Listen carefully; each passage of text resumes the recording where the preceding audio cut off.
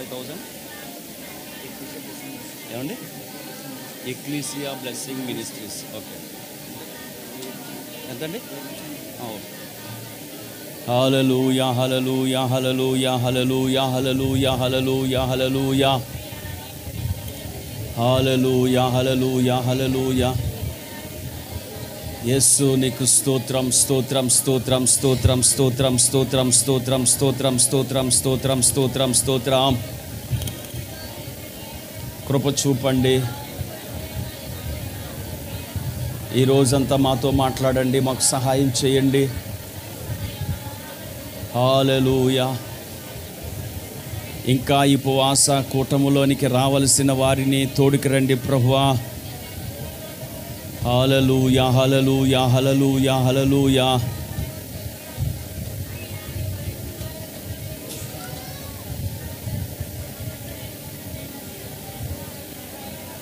మా ప్రార్థన నీ సన్నిధిని సిద్ధము చేయుటకు గాను మేమందరము ప్రార్థన చేస్తున్నాము, ఉపవాసముతో ప్రార్థన చేస్తున్నాము. ప్రతి ఒక్కరికి సహాయం చేయండి. మరి క్లోజ్. హల్లెలూయా. మరి క్లోజ్.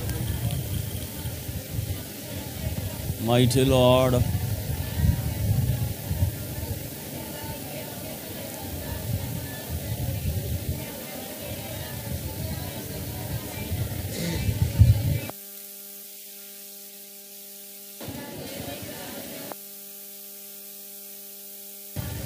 ప్రార్థన చేసుకుందామండి. కృపా కనికరము కలిగిన మా తండ్రి, నీకు వందనాలు స్తోత్రాలు. ఈ రెండవ దినము ఉదయకాల కార్యక్రమం కొరకు మేము వేచి ఉన్నాము. మమ్మల్ని అందరినీ క్షేమంగా కాపాడి సిద్ధపరిచి ఇక్కడికి తీసుకొచ్చారు, నీకు స్తోత్రం. ఏ ఉద్దేశంతో ఇక్కడున్న వారు ఉపవాసం ఉన్నారో వారి ఉద్దేశాలను సఫలపరిచే దేవుడు. అన్నింటికంటే ముఖ్యంగా మేము ఆధ్యాత్మికంగా ఎదగాలని, నీకు దగ్గర అవ్వాలని ఈ ఉపవాస ప్రార్థనలు పెట్టుకున్నాం కనుక ప్రభువా మాకు సహాయం చేసి వినువారందరికీ వినుబుద్ధి, అలాగే వాక్యం బోధించే నీ దాసులను కూడా బలపరిచి మాకు కావలసిన సందేశాన్ని అందించమని యేసుక్రీస్తు నామములో ప్రార్థించి వేడుకుంటున్నాం తండ్రి, ఆమేన్. అలాగే నిలబడండి. ఈరోజు అలాగే ఈ పగలు, ఈ మధ్యాహ్నం, ఈ సాయంకాలం మనకు వాక్యం బోధించి మనలను దేవునిలో నడిపించటానికి మన మధ్య ఒక గొప్ప సేవకులు ఉన్నారు. జోషి ప్రశాంత్ గారు వాకలపూడి నుంచి. ఒక పెద్ద సంఘం, 1000 మంది ఉంటారు వీరి యొక్క విశ్వాసులు. మన చిన్న సంఘానికి మరి పిలవగానే తమ్ముడు సంతోష్ ప్రతి ఆదివారం వారి చర్చిలో తబలా వాయిస్తారు, ప్రతి ఆదివారం. కనుక మరి గొప్ప దైవ సేవకులను మనం కలిగి ఉన్నాం. వారు ఉండటం మనకి చాలా సంతోషం. ఈ రోజంతా వారు మనతో దేవుని యొక్క వాక్యాన్ని అందిస్తారు. అలాగే ఆరాధన కూడా నడిపించి వారు ప్రభు యొక్క నడిపింపుని బట్టి కొనసాగుతారు. అందరూ చప్పట్లు కొట్టి జోషి ప్రశాంత్ గారిని ఆహ్వానించారు.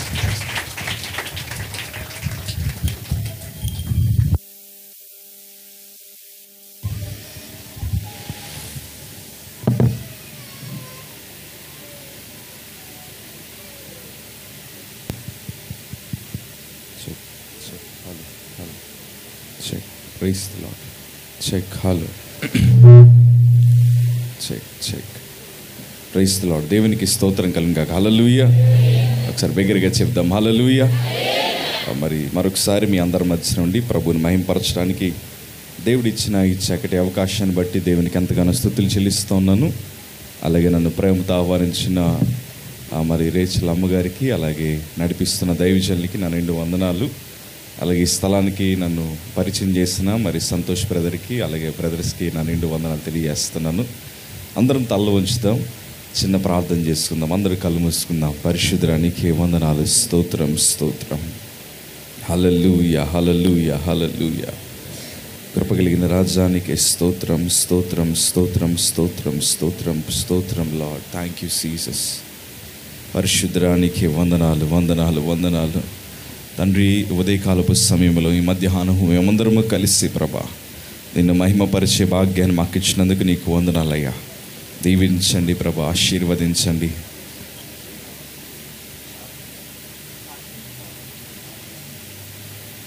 స్తోత్రం స్తోత్రం. హల్లెలూయా హల్లెలూయా హల్లెలూయా. Thank you Jesus. హల్లెలూయా. ప్రభా, ఈ మధ్యాహ్నం మీరు మాతో మాట్లాడండి స్వామి. అందరూ ఇదే ప్రార్థన చేద్దాం. తండ్రి, ఈ మధ్యాహ్నం మీరు మమ్మల్ని దర్శించండి ప్రభా, మాతో మాట్లాడండి స్వామి. హల్లెలూయా. యేసయ్యానికే స్తోత్రమయ్యా. పరిశుద్ధుడానికి వందనాలు ప్రభా. మాకు చాలిన దైవమానికే వందనాలు ప్రభా. హల్లెలూయా హల్లెలూయా. Thank you Jesus. Thank you Lord. Thank you Lord. యేసయ్యానికే వందనాలు ప్రభా. నీ దయగలిగిన హస్తం మా మీద ఉంచయ్యా. Thank you Jesus. హల్లెలూయా.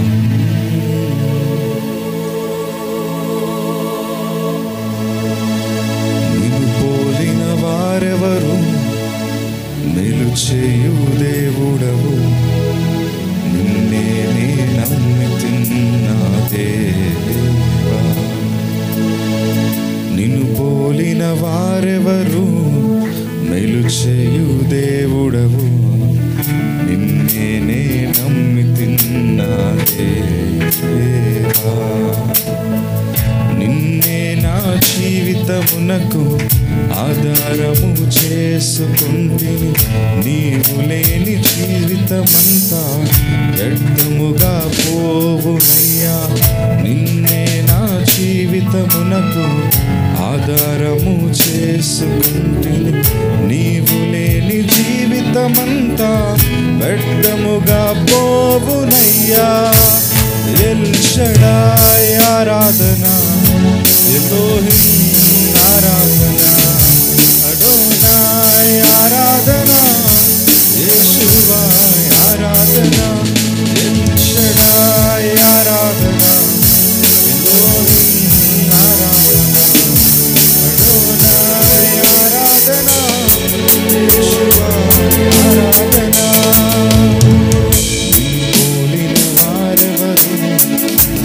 చేయు దేవుడవు, అయ్యా నిన్ను తప్ప ఎవరిని నమ్మలేనయ్యా. నిన్నే నా జీవితమునకు ఆధారము చేసుకుంటూ, నీవు లేని జీవితమునకు వ్యర్థముగా పోవునయ్యా. నిన్నే నా జీవితమునకు ఆధారము చేసుకుంటూ, జీవితమంతా వ్యర్థముగా పోవునయ్యా. షడాయ్ ఆరాధన, ఎలోహిం ఆరాధన, అడోనాయ్ ఆరాధన, యేషువాయ్ ఆరాధన. షడాయ్ ఆరాధన,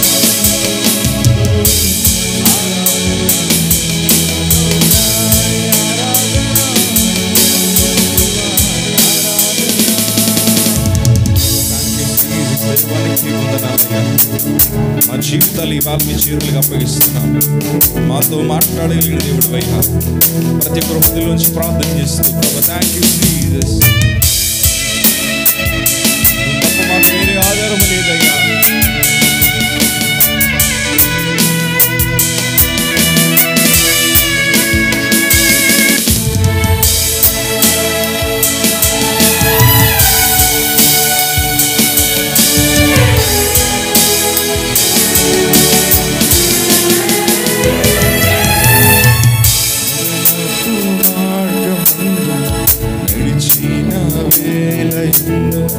వైద్యునిగా వచ్చి నాకు మరో జన్మనిచ్చితివి.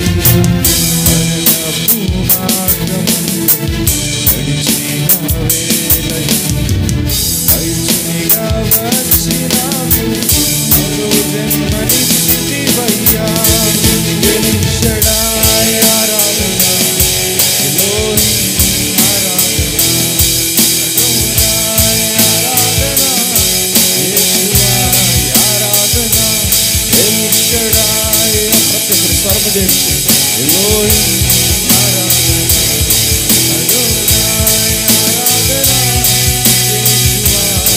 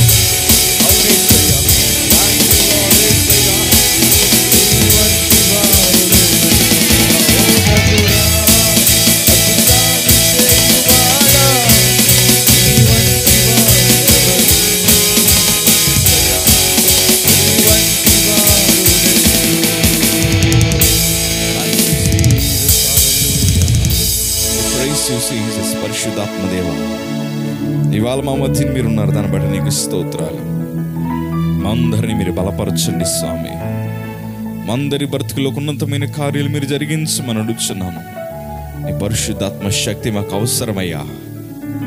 మా బ్రతుకుల్లో మీరు బలమైన కార్యాలు మీరు జరిగించండి. ఈరోజు మీరు మాతో మాట్లాడమని, మమ్మల్ని దర్శించి ఒక చక్కటి మార్గములో మీరు మమ్మల్ని నడిపించమని యేసు నామమున వేడుకుంటున్నాం పరమ తండ్రి. ఆమేన్, ఆమేన్, ఆమేన్. అందరూ కూర్చుందాం. Thank you. అందరూ కూర్చుందాం.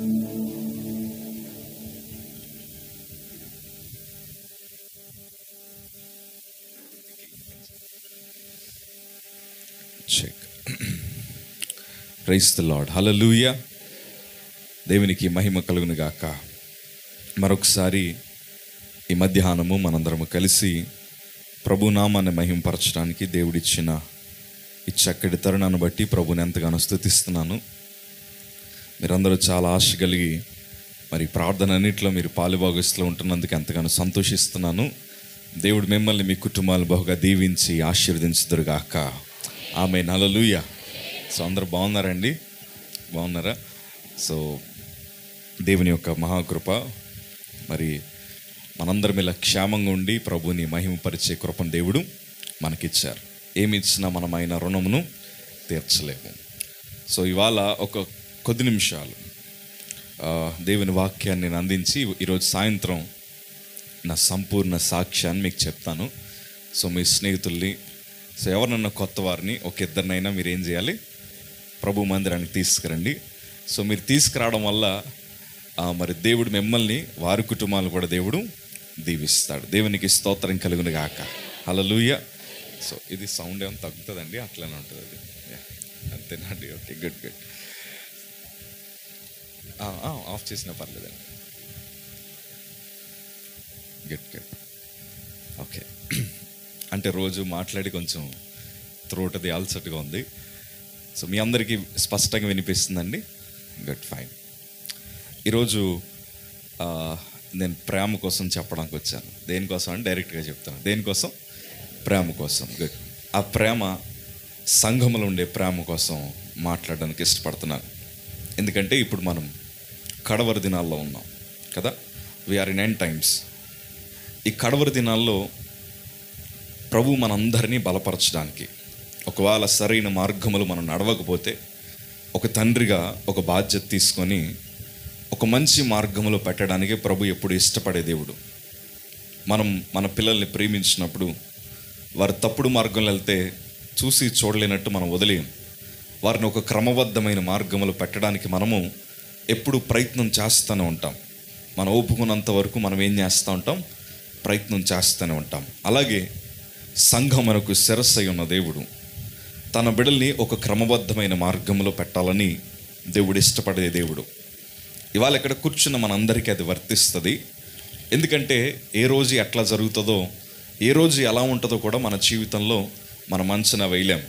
ఎప్పుడు ఒకటి జ్ఞాపకం చేసుకుంటాను, మనం కొనే ₹10 షాంపూ ప్యాకెట్ మీదైనా ఎక్స్పైరీ డేట్ ఉంటుంది, కానీ మన ఒంటిలో ఎక్కడ వెతికినా మన ఎక్స్పైరీ డేట్ కనిపించదు కదా. ఎప్పుడు చనిపోతామో తెలియదు, ఎప్పుడు పుడతామో కూడా మనకి తెలియదు. మానవ జీవితం అట్లాంటిది. ఈ మానవ జీవితాన్ని ప్రభు బలపరచడానికి, ఈ మానవ జీవితానికి ఒక మంచి మార్గాన్ని ప్రభు చూపించడానికి ఆయన ఈ భూలోకానికి దిగొచ్చి ఒక సత్య మార్గమును ప్రభు మన కోసం ఏర్పాటు చేశాడు. ఒకవేళ ఆయన రాకపోయి ఉంటే మనం కూడా మందిరానికి వచ్చేవారం కాదేమో. దేవుడు మన కోసం వచ్చి ఆయన ప్రాణాన్ని త్యాగం ఇచ్చి ఆయన రక్తాన్ని మన కోసం దారబోసాక మనకి ఒక గొప్ప ఉద్యమం వచ్చింది ఆ టైమ్స్లో. ఆ ఉద్యమం ఇప్పటికీ కొనసాగుతూనే ఉంది. ఆయన వచ్చిన తర్వాత మనకు ఒక మంచి విశ్వాసం ఎలా ఎదగాలో ప్రభు మనకి నేర్పించి, ఆయన ఏ కార్యములు చేయగలడో ప్రభు మనకు చూపించి, ఇవాళ మనందరినీ ఆయన ఎన్నుకొని ఈ స్థలంలో కూర్చోబెట్టినందుకు ఒకసారి దేవునికి స్తోత్రం చెప్దాం. ఒకసారి హల్లెలూయా. ఆయనకి ఎన్ని కోట్ల స్తుతులు చెల్లించినా సరిపోవు. Is mighty God. ఆయన చాలా అద్భుతమైన దేవుడు. కానీ ప్రస్తుత కాలంలో, ఇప్పుడు ప్రస్తుత వాస్తవ కాలానికి మనం వచ్చినప్పుడు, ఈ మధ్యకాలంలో మీరు ఏమన్నా మంచి వార్తలు విన్నారా? మంచి వార్తలు ఎప్పుడన్నా మీరు న్యూస్లో విన్నారా? ఎక్కడ చూడనివ్వండి. నిన్న మా అమ్మగారు చెప్తున్న ఒక మాట, ఒక సొంత పిల్లల్ని తల్లి వండుకొని తినేసిందట.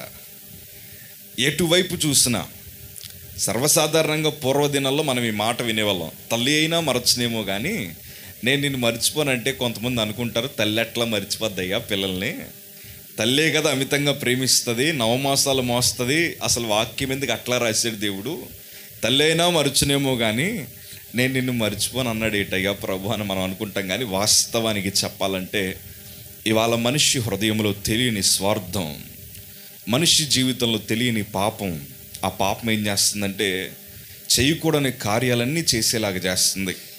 ఇవాళ నిజంగా చాలా కుటుంబ వ్యవస్థలు పాడైపోయాయి, వివాహ బంధాలు పాడైపోయాయి, ఎక్కడ చూసినా సరైన ప్రేమ ఆప్యాయతలు కనిపించలేని కుటుంబాలు ఇవాళ ఎన్నో కనిపిస్తున్నాయి. వాస్తవానికి చెప్పాలంటే బహుశా ఈ స్థలంలో ఉన్నవారు కూడా ఉండొచ్చేమో. కొంతమంది అంటారు ఏదో బ్రతుకున్నామన్న పేరుకు బ్రతుకున్నాం కానీ, ఏదో ఉంటున్నాం ఇంట్లో ఉంటున్నాం కానీ అయ్యా మా కుటుంబంలో శాంతి సమాధానము ఏది లేని పరిస్థితి కనిపిస్తోంది. ఇవాళ ఎక్కడ చూసినా సాతాను ఎవరొకరు కుటుంబాన్ని గలిబిలి చేస్తూ వారి కుటుంబాన్ని ఏదొకలాగా పతనం చేయాలని ప్రయత్నం చేస్తున్న పరిస్థితి. ఇవాళ బిడ్డలను చూసినా మనశ్శాంతి లేదు, ఇవాళ భర్తను చూసినా మనశ్శాంతి లేదు, భార్యను చూసినా మనశ్శాంతి లేదు. మొత్తం ఎక్కడ చూసినా ఏ శుభవార్త మనం వినలేకపోతున్నాం. దేవుడు ఇవాళ సంఘముతో మాట్లాడుతున్న మాట ఇవాళ మీకు చెప్పడానికి ఇష్టపడుతున్నాను. అయ్యా మనందరం ఒకసారి ప్రకటన గ్రంథం తీద్దాం. ఒకసారి ప్రకటన గ్రంథము 1వ అధ్యాయము 3వ మాట తెరుద్దాం. ఒకసారి ప్రకటన గ్రంథము 1వ అధ్యాయము 3వ మాట మనం తెరుద్దాం. సమయము సమీపించినది గనుక ఈ ప్రవచన వాక్యములు చదువువాడును వాటిని విని ఇందులో రాయబడిన సంగతులను గైకొన్నవాడు ధన్యుడు. దేవునికి స్తోత్రం కలుగును గాక. ఇప్పుడు నాతో కలిసి మాట చెప్పండి, సమయము సమీపించినది. గట్టిగా చెప్దాం, సమయము సమీపించినది. దేవునికి స్తోత్రం కలుగును గాక. సమయము సమీపించింది, ఇది మనకు ఒక హెచ్చరిక మాట. ఇది ప్రభు మనకిస్తున్న ఒక హెచ్చరిక మాట. సమయము సమీపిస్తుందయ్యా. ఈ మాటల్లో, ఈ వాక్యములో రాయబడిన మాటలన్నీ గైకొన్నవాడు ధన్యుడు అని దేవుని లేఖనాలు సెలవిస్తున్నాయి. ఈ ధన్యుడు అనే పదం మరలా మనం కీర్తన 1వ భాగంలో చూస్తాం. దీవారాత్రము దాన్ని ధ్యానించువాడు ధన్యుడు. దేవునికి మహిమ కలుగును గాక. ఇవాళ నేను అంటాను, జీవితంలో మన ఆత్మీయ స్థితి చాలామంది ఎట్లా ఉంటుందంటే, ప్రభా ఉదయం లేచాక ఇవాళ నా అప్పుల బాధలు తీరిపోవాలి ప్రభా, నా సమస్యలు తీరిపోవాలి ప్రభా, నా రోగం తొలగిపోవాలి ప్రభా. మనం పదే ఎక్కువ చేసే ప్రార్థనలు ఇవే కనిపిస్తాయి కదా. వాస్తవానికి చాలామంది చేసే ప్రార్థనలు ఇవే. ప్రభా ఉద్యోగం లేదు, ఉద్యోగాన్ని దయచేయి ప్రభా. పిల్లలు కాలేజీకి వెళ్తున్నారు, వాళ్ళ కాలేజీలో మంచి మార్కులు దయచేయి. లేదా నా భర్త పనిలోకి వెళ్తున్నాడు, మంచి పనిని దయచేయి ప్రభా. ఇలాగే మనం ఈ సర్కిల్లోనే తిరుగుతూ ఉంటాం. కానీ ఇవాళ మీకు ఒక మాట చెప్తాను, సమయము సమీపిస్తుంది. ఒకసారి మనం ఆ బియాండ్ బౌండరీస్ మనం ఆలోచించగలగాలి. అసలు ఏంటి జీవితంలో మన సంఘానికి పోతున్నాం కదా, ఇవాళ దేవుడు ఎన్నో విషయాలు మనతో మాట్లాడుతున్నాడు కదా. ఒకసారి ప్రభు ఎందుకు వీటిలో మాటలు గైకొన్నవాడు ధన్యుడు అని దేవుడు ఎందుకు రాయించాడో సంఘముగా ఒకసారి మనల్ని మనం పరిశీలన చేసుకోవాలి. సంఘము ఇది మనం ఏర్పాటు చేస్తే పుట్టింది కాదు. సంఘము ఒక సేవకుడు నిలబడితే పుట్టింది కాదు. సంఘము ఏర్పాటు చేసింది ఎవరో తెలుసా? చెప్పండి, ఎవరు సంఘాన్ని ఏర్పాటు చేసింది? దేవుడే ఏర్పాటు చేశాడు. వాటికి పేర్లు మనం పెట్టుకున్నాం, కానీ సంఘాన్ని ఏర్పాటు చేసింది ఎవరు? మా సంఘం అవ్వచ్చు, మీ సంఘం అవ్వచ్చు, లేకపోతే ఈ ప్రపంచంలో ఉండే సంఘాలన్నీ ఏర్పాటు చేసింది ఎవరో తెలుసా? ఆయన మాత్రమే. ఈ సంఘాలకి శిరస్సు ఎవరు మనకు బాగా తెలుసు. ఎవరండి? క్రీస్తు. దేవునికి స్తోత్రం కలుగును గాక. ఈరోజు ప్రభు మనతో మాట్లాడుదురుగాక. ఆమేన్, హల్లెలూయా. సో ఒకటి జ్ఞాపకం చేసుకుందాం, సమయం సమీపించింది. ఆ సమయము సమీపించినప్పుడు దేవుని లేఖనాలు ఎట్లా సెలవిచ్చాయంటే, మత్తయి సువార్త, అందరూ తెరుద్దాం, మత్తయి సువార్త 24వ అధ్యాయము 37వ మాట చదువుదాం ఒకసారి. మత్తయి సువార్త, నోవాహు దినములు ఎలాగుండెనో మనుష్య కుమారుడు రాకడయు అలాగే ఉండును. జల ప్రళయమునకు ముందట దినములలో నోవాహు ఓడలోనికి వెళ్ళిన దినము వరకు వారు తినుచు త్రాగుచు పెండ్లి చేసుకొనుచు పెండ్లికిచ్చుచుండి జల ప్రళయము వచ్చి అందరినీ కొట్టుకుపోవు వరకు ఎరుగకపోయిరి. అలాగునే మనుష్య కుమారుని రాకడ ఉండును. దేవునికి స్తోత్రం కలుగును గాక. సమయము సమీపించిందని దేవుని వాక్యం సెలవిచ్చింది. ఆ సమయము సమీపించినప్పుడు దేవుడు అంటాడు కదా, నోవాహు దినములలో ఎలాగుండునో మనుష్య కుమారుడు రాకడొచ్చినప్పుడు కూడా అలాగే ఉంటుంది. అంటే ఎలా ఉంటుందని దాన్ని ప్రస్తావించారంటే దేవుని వాక్యం సెలవిస్తుంది, మనుషులట తినుచు త్రాగుచ్చు పెండ్లి చేసుకునుచు పెండ్లికిచ్చుచు వారి ఇష్టానుసారంగా బ్రతుకుతున్నారు. అలా బ్రతుకుతున్నప్పుడు వారు ఎప్పుడు దాన్ని తెలుసుకున్నారంటే, అయ్యో మేము ఉగ్రతలో ఉన్నామని వారికి ఎప్పుడు అర్థమైందంటే, దేవుడు నోవాహు వాడ తలుపు మూసేశాక జలప్రళయం అంతా రావడం ప్రారంభించాక అప్పుడు వారు తెలుసుకున్నారంట. ఓ సామెత మనం వాడతాంగా, చేతులుగా లేక ఆకులు పట్టుకుంటారు. నిజమే, చాలామందికి ఈ మాట చెప్తూ ఉంటారు. పెద్దోళ్ళేమో పిల్లలకి చెప్తారు, కొంతమంది వైద్యులేమో మనకి చెప్తూ ఉంటారు. చాలామంది అంటారు, అమ్మ తిండి తగ్గించండి, లేకపోతే బరువు పెరిగిపోతున్నారు, ఆహారాన్ని కంట్రోల్ చేయండి అంటే మనం ఏం చేస్తాం, 2 రోజులు బాగా పాటిస్తూ ఉంటాం, 4 రోజులు బాగా పాటించి మళ్ళీ మిగతా రోజులు ఏం చేస్తాం, ఆ రోగం వచ్చినప్పుడు చూద్దాంలే అంటారు. చాలామంది ఇదే అంటారు కదా. లైక్ చాలామంది ఇచ్చే హెచ్చరికల్ని నిర్లక్ష్యం చేస్తారు. అరే బండి మీద ఫాస్ట్గా వెళ్ళొద్దయ్యా, పడిపోతే ప్రాణాలు పోతాయి అంటే పడినప్పుడు చూద్దాలంటారు. కానీ వాస్తవానికి చెప్పాలంటే పడ్డాక ఇంక చూసేదేమీ ఉండదు. అందరూ వాళ్ళని చూడడానికి వస్తారు తప్ప వీళ్ళు ఇంకేమీ చూడని పరిస్థితి. మీకు మాట చెప్తాను, హెచ్చరిక అది వినిపించడానికి ఒక్కొక్కసారి సులువుగా ఉండొచ్చు. ఎవరన్నా హెచ్చరించినప్పుడు అది వినడానికి పోన్లే వచ్చినప్పుడు చూద్దాంలే, లేకపోతే జరిగినప్పుడు చూద్దాంలే, లేకపోతే ఏదన్నా మన వరకు వచ్చినప్పుడు చూద్దాంలే అని ప్రతి హెచ్చరికను క్రైస్తవుడు ఏం చేస్తున్నాడంటే దాన్ని నిర్లక్ష్యం చేసి పక్కన పెడుతున్నాడు. మీకు మాట చెప్తాను, దేవుడు మానవుడితో బంధాన్ని ఏర్పాటు చేయడానికి దేవుడు మానవుడికి ఇచ్చిన ఒక చక్కటి అనుబంధమే మొదటి దంపతులు ఎవరండి? ఆదాము అవ్వ. దేవుడు వివాహముతో ప్రారంభించి ఆయన రాకడ కూడా వివాహముతోనే ముగించబడుతుంది. కానీ మధ్యలో జరిగింది ఏంటంటే మానవుడు ఆ వివాహ వ్యవస్థను పాడు చేసినట్లే ఇక్కడ చెప్తున్నాడు కదా, నోవాహు దినములలో ఎట్లా ఉందో, అయ్యా వారు పెళ్లి చేసుకొనుచు పెళ్ళికిచ్చుచు వచ్చారు, తర్వాత ఏం చేస్తారంటే తినుచు త్రాగుచు వారి ఇష్టానుసారంగా బ్రతుకుతున్నారు. ఇవాళ నేను అంటాను కదా, ఇవాళ సంఘానికి వస్తున్న బిడ్డల కోసం మాట్లాడుతున్నాను, బయట ప్రపంచం తర్వాత విషయం. కానీ ఇవాళ క్రైస్తవ కుటుంబాలు కావచ్చు, ఇవాళ క్రైస్తవ జీవిత సంఘ విశ్వాసుల యొక్క మనస్సులు కావచ్చు, వారి ఆలోచనలు కూడా అట్లనే మారిపోయాయి. ఏమి త్రిందుమా, ఏమి త్రాగుదుమా, ఏమి ధరించుకుందుమా, రేపేం చెయ్యాలి అన్న తలంపులు తప్ప చాలామంది జీవితాలు ఈ ప్రార్థన అసలు చేయట్లేదండి. అదేంటో తెలుసా, ప్రభా నేను సిద్ధపడున్నాను ప్రభా, నన్ను నేను సరి చేసుకున్నాను ప్రభా, నీ రాకడ ఎప్పుడు వచ్చినా నేను రెడీగా ఉన్నాను ప్రభా అన్న ప్రార్థన ఎవరైనా చేయగలుగుతున్నామా? ఇవాళ చాలామంది జీవితంలో ప్రార్థన వ్యవస్థ ఎట్లయిపోయిందంటే, ప్రభా నా కుమార్తెకి చక్కటి వివాహం జరగాలి, ఘనమైన వివాహం జరగాలి, మంచిదే, లేకపోతే మన పరిస్థితులు బట్టి ప్రార్థన చేయడం మంచిదే. కానీ ఒక్క మాట జ్ఞాపకం చేస్తున్నాడు దేవుడు, సమయము సమీపించింది. ఎవరి టైం ఎట్లా ఉంటుందో మనకి తెలియదు. మీరు విన్నారో లేదు తెలీదు. మనం ఒకసారి మా కాకినాడలో ఒక యాక్సిడెంట్ జరిగింది. బ్రిడ్జ్ మీద నుంచి ఒక కారు చాలా వేగంగా వచ్చేసింది. వచ్చిన తర్వాత అతను తాగేస్తున్నాడు అనమాట. అతను వచ్చి పాపం అమాయకులు రోడ్డు మీద పోతూ ఉంటే వారిని గుద్దేసి మొత్తం చిన్నాభిన్నం అయిపోయింది కారు అంతానే.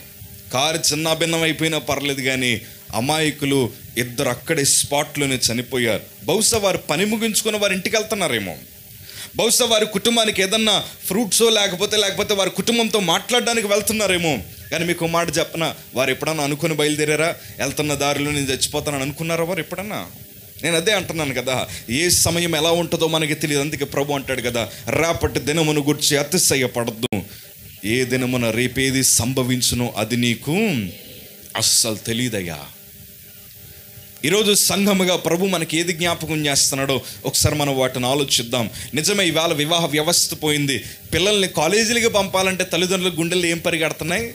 వారు చదువుకొని డిగ్రీ పట్టా తెస్తారో లేదో తర్వాత విషయం, కానీ ఎవరినన్నా తీసుకొస్తారేమన్న భయం వారి గుండెల్లో పరిగెడుతుంది.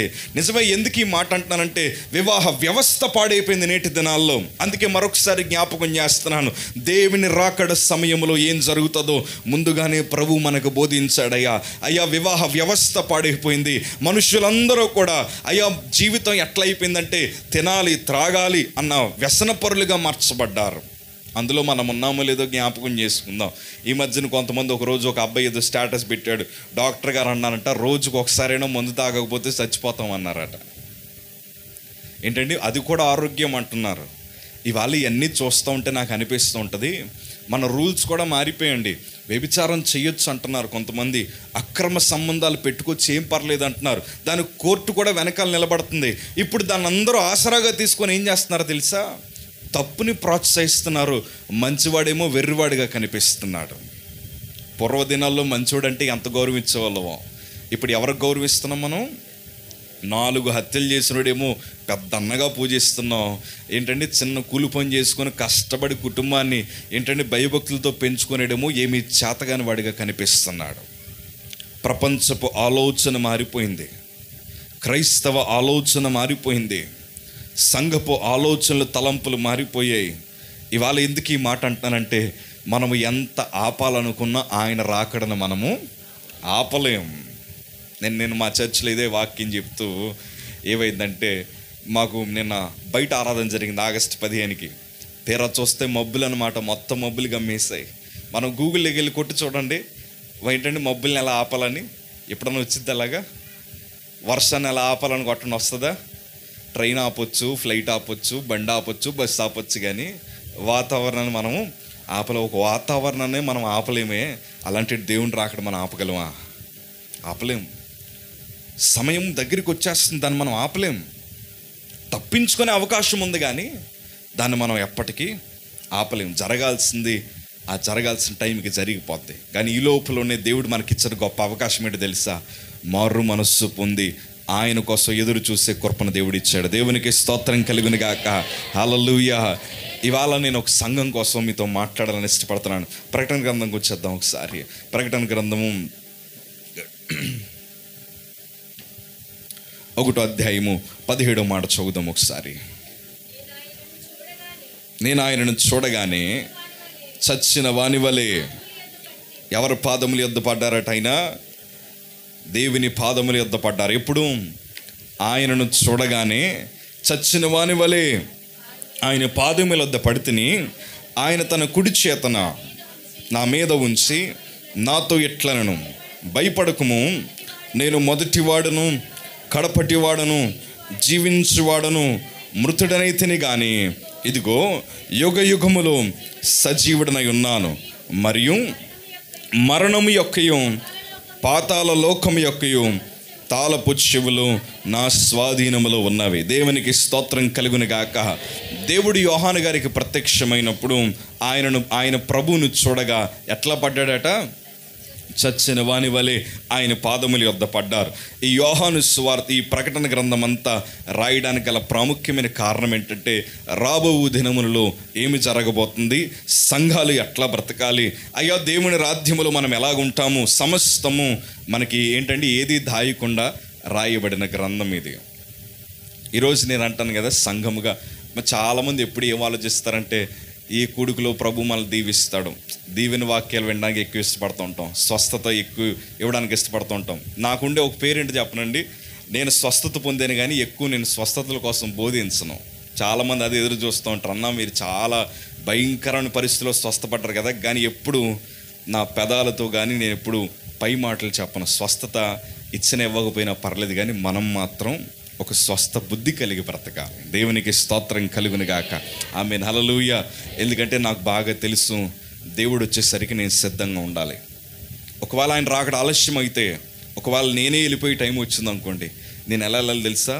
దుఃఖపడుతూ వెళ్ళకూడదు, సంతోషంగా ప్రభు రాజ్యానికి చేరాలి. ఒక సేవకుడిగా నా చిన్న అనుభవాన్ని మీకు చెప్తాను. ప్రతిరోజు నేను రాత్రి పడుకునేటప్పుడు చేసే ప్రార్థన ఏంటి చెప్పనా? ఉదయం లేవాలి ప్రభా, మంచిగా లేవాలి అని ప్రార్థన చేయి. నేను ఎలా ప్రార్థన చేస్తానంటే, మా గదిలోకి పోయాక ప్రతిరోజు రాత్రి, తండ్రి ఇవాళ నేను నిద్రపోవడానికి వెళ్తున్నాను, ఇవాళతో నా సేవా పరిచయం ఒకవేళ ముగించబడతాయి, రేపు ఉదయం లేస్తానో లేదో నాకు తెలియదు, కానీ ఒకవేళ ఇవాళే నువ్వు నాకు ఇచ్చిన బాధ్యత ముగించబడతాయి, నేను తెలుసు తెలియక ఏదన్నా పొరపాట్లు నిన్ను గాయపరిచి ఏమన్నా చేస్తుంటే నన్ను క్షమించు. ఒకవేళ ఈ రాత్రే నేను ముగించబడితే లేచేసరికి ఎక్కడ ఉండాలి? నీ దగ్గర ఉండాలి. సిద్ధపాటు కలిగిన ప్రార్థన. చాలామంది అది చేస్తారు లేదు నాకు తెలియదు, కానీ ఎందుకంటే చెప్పలేము కదండి, ఎప్పుడు అలా ఉంటుందో మనకు తెలుసా? తెలియదు కదా. సో మనం సిద్ధపడి ఉండాలి. దేవుడు మనకి సంఘాలని జ్ఞాపకం చేస్తూ ఒక సంఘాన్ని ప్రభు జ్ఞాపకం చేస్తున్నాడు. ప్రకటన గ్రంథం 2వ అధ్యాయము 1వ మాట నుంచి చదువుదాం.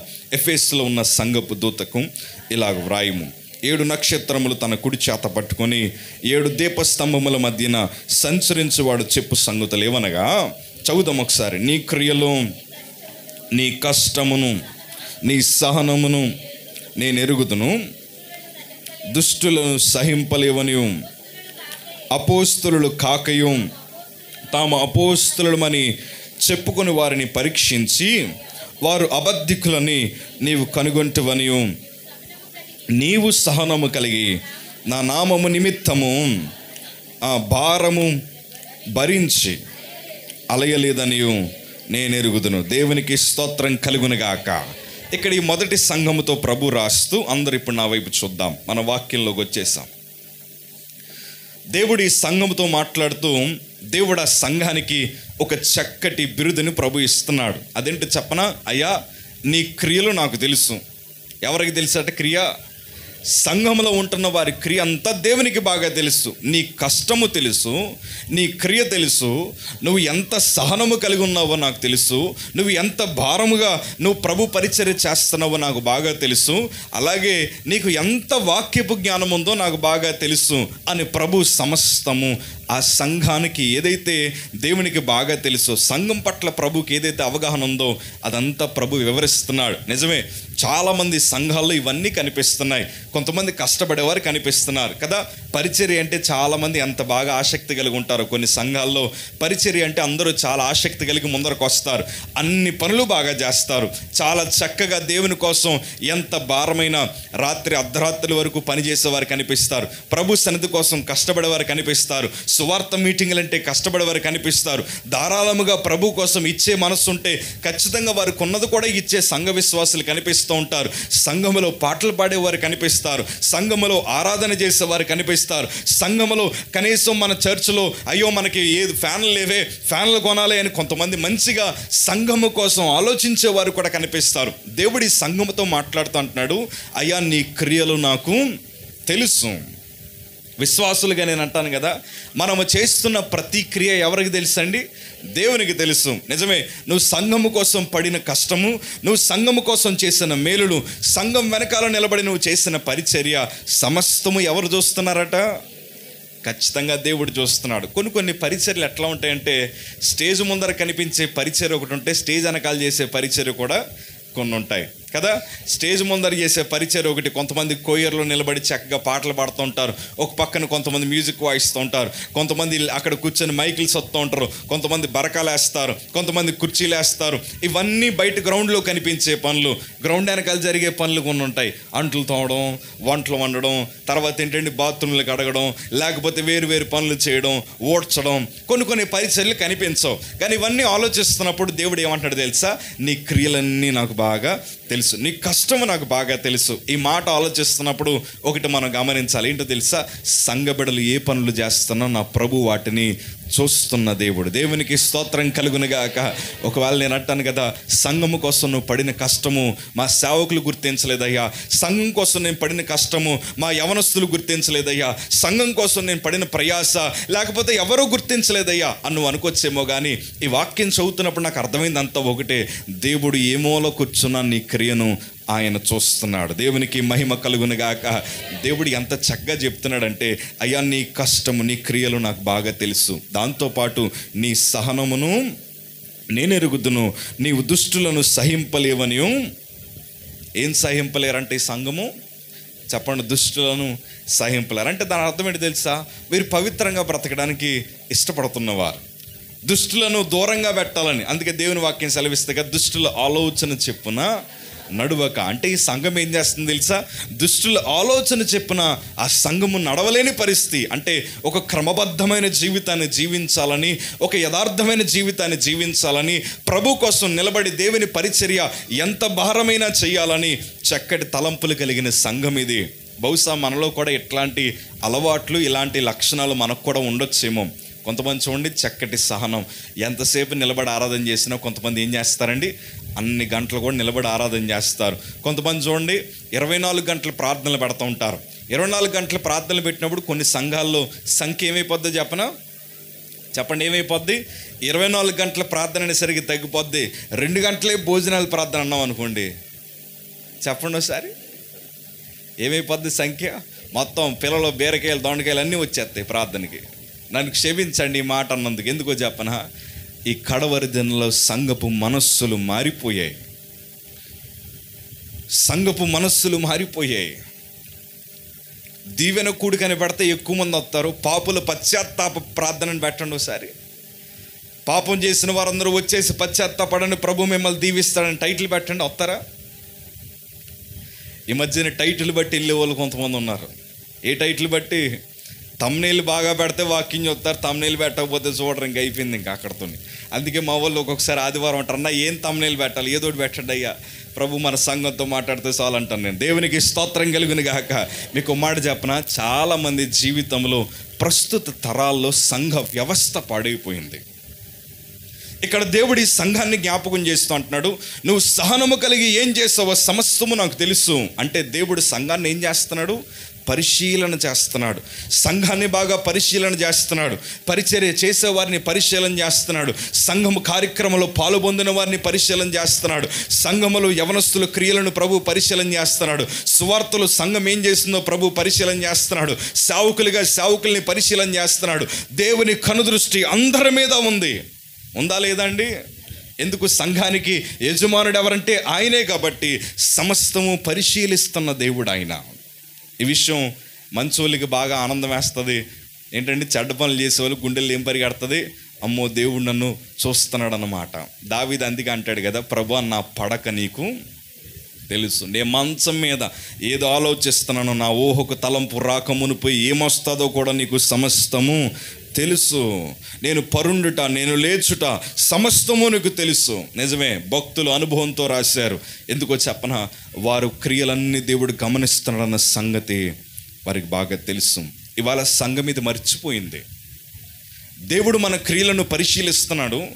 మన ఉద్యోగంలో ఏం చేస్తున్నాం ప్రభు గమనిస్తున్నాడు. మనం కాలేజీలో ఏం చేస్తున్నామో ప్రభు గమనిస్తున్నాడు. మనం మందిరంలో కూర్చున్నప్పుడు ఏ తలంపులు కలిగి కూర్చున్నామో ప్రభు గమనిస్తున్నాడు అన్న తలంపులు మర్చిపోయి మనందరం ఒకటే ఆలోచిస్తాం.